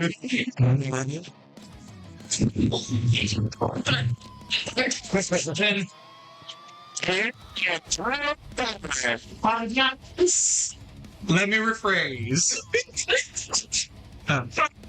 Despite the circumstances, I would like to congratulate you on your promotion. Well, thank you very much. So I'll be looking at you later. It's so small. Do you guys interact with the soldier men, women? More than him. Substantially more. He would be the one to have known your name. Yeah. Yeah. To have learned it at some point. How dare you? Pheal doesn't have Strixus's connections. Not to mention Fushi controlling this particular character is brand new. You didn't exist until today. No, I didn't exist until last session. I do hope that we can continue having a fine working relationship. I do hope so too, my lord. So are we? This one's sir. This one is sir. Sir. Okay. That's just if you were saying you wanted to keep the same. So Okay. the military relationship is a lot more. Like, Colonel, yes. okay. So, sir, I will have to remember that. It's okay. I won't get on. I'm sorry, but yeah, it's just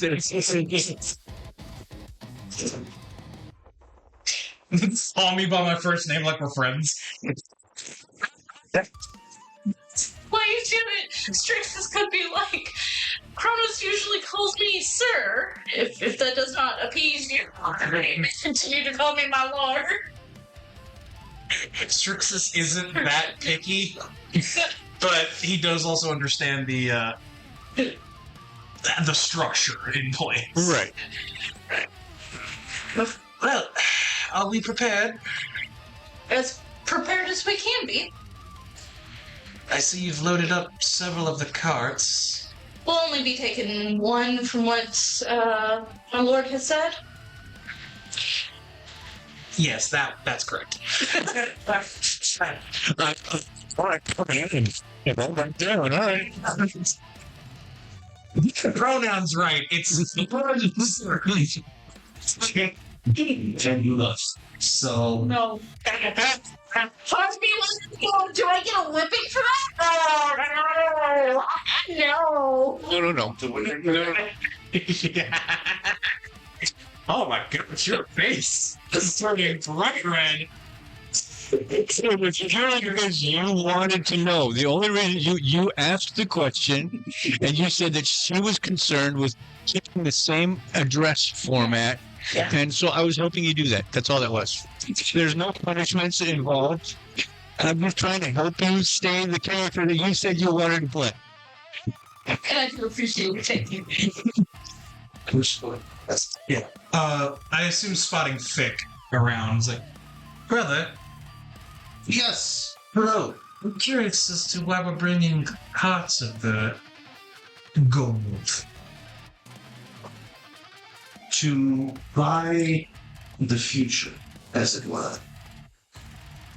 Securing a long-term deal with this guild. Yes, since we got permission from Father, it would be wise to act upon that as soon as possible. Giving a good faith, assuming that they kept their side and got the 3 cards they promised for this, bringing something to buy more cards is preferable. If this goes out of the scope of your original agreement, I would suggest getting it in writing. This payback, this debt to owe. I do remember there being a contract guild there. It should not be hard to ascertain that. Very good. Well, I am prepared to leave as when you are.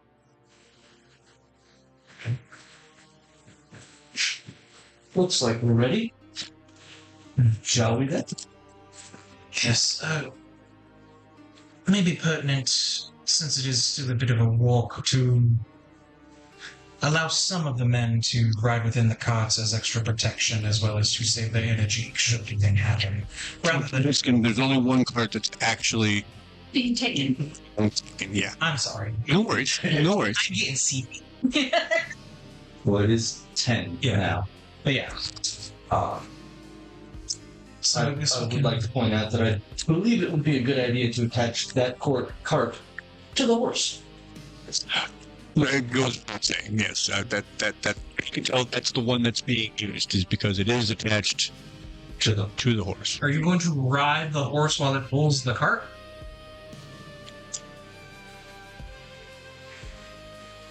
Were you to examine the physics of the situation, you would note that there is this interesting-looking ledge that has another smaller ledge that looks as though you might be able to press your foot upon that smaller ledge onto it and then drop your hindquarters upon it to walk in front of it.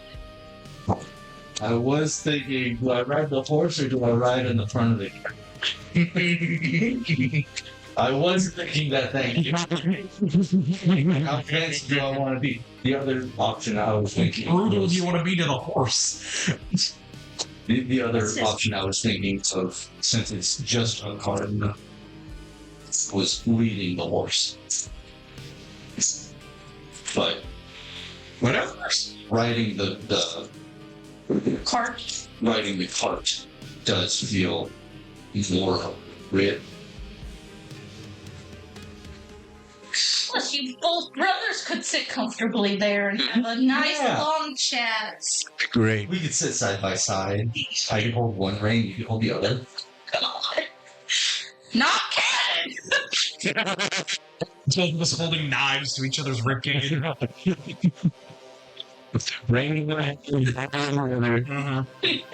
Just waiting for one inconvenient bump.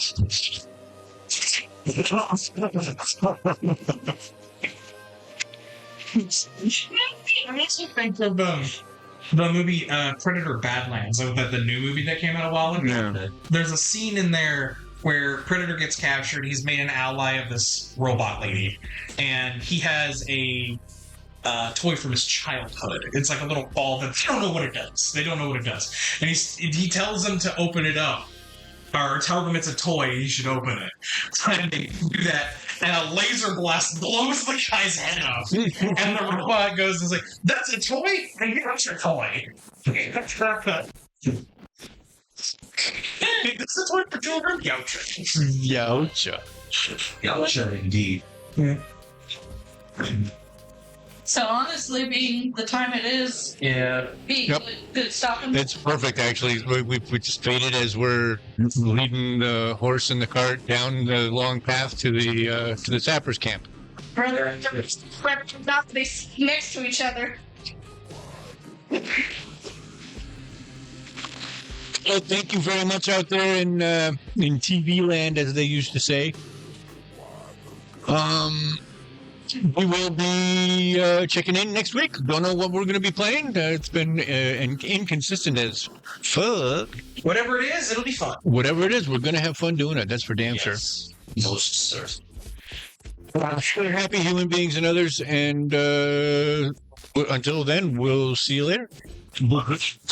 Bye.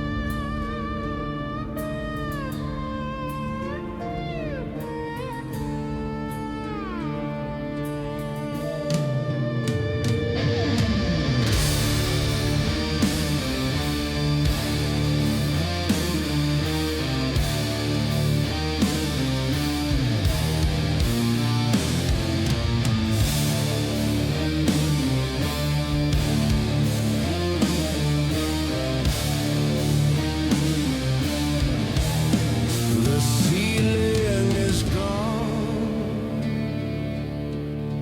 There is only the glare of phosphor stone sky, a burning white stare. The ground is too soft, like walking on fire, but the pain in my spine tells me where I am at. It starts as an itch, like a blister about to break, like Helen's crawling for the Hickshark's sake. I wear the bones of the beasts I have slain, but this plate on my back is a cage for the pain. Cut the straps, let it loose, I can't hold it inside. There's a pressure building that I cannot hide. The air smells of flowers, a rude alien scent, but I'll show this world what the underworld meant.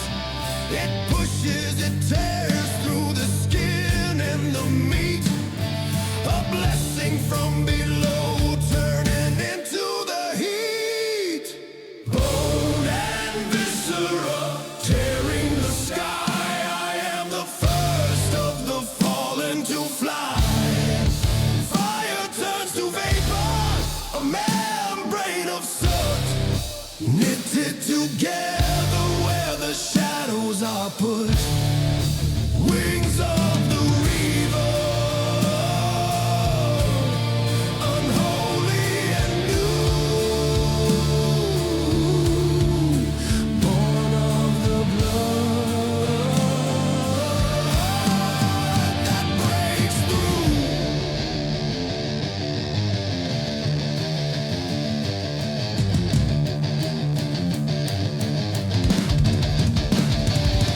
A shotgun explosion, a red wet spray. My blood hits the grass and the green fades away. It's toxic, it's poison. The wildflowers wilt, this purity dies by the blood I have spilled. The bone fingers stretch, caught a rise by the flame. I don't know this magic, I don't know its name, but the smoke starts to billow. It catches the breeze while the world starts to rot. I am brought to my knees. Bones and viscera tearing the sky. I am the first of the fallen to fly. Fire turns to vapor, a membrane of soot, knitted together where the shadows are put. Wings of the reaver, unholy and new, born of the blood that breaks through. Look at the smoke, how it thickens and churns. It doesn't just fade, it coalesces and burns. Silhouettes rising from the spray on the field. 19 nightmares refusing to yield. Iridescent shells in the blinding white light. I gave this world cancer, I gave it the blight. Rift stalkers born from the iron in my veins. Extra dimensional rot on the plains.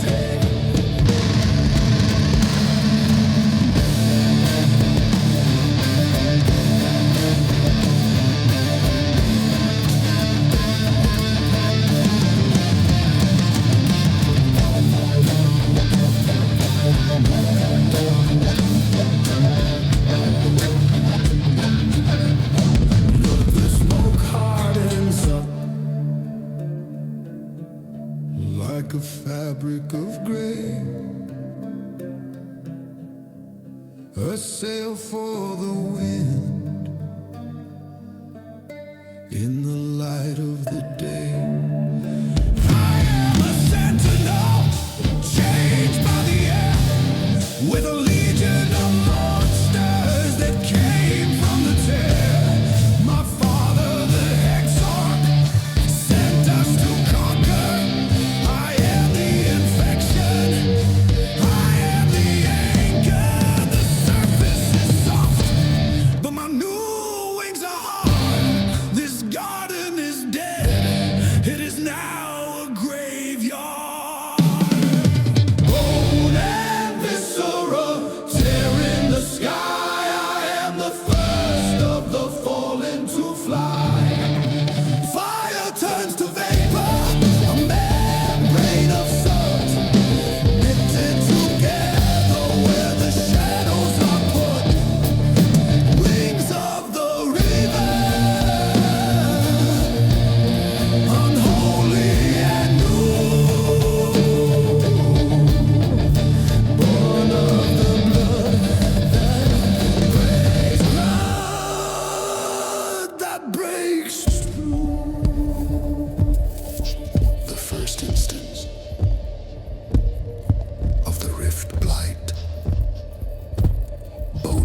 viscera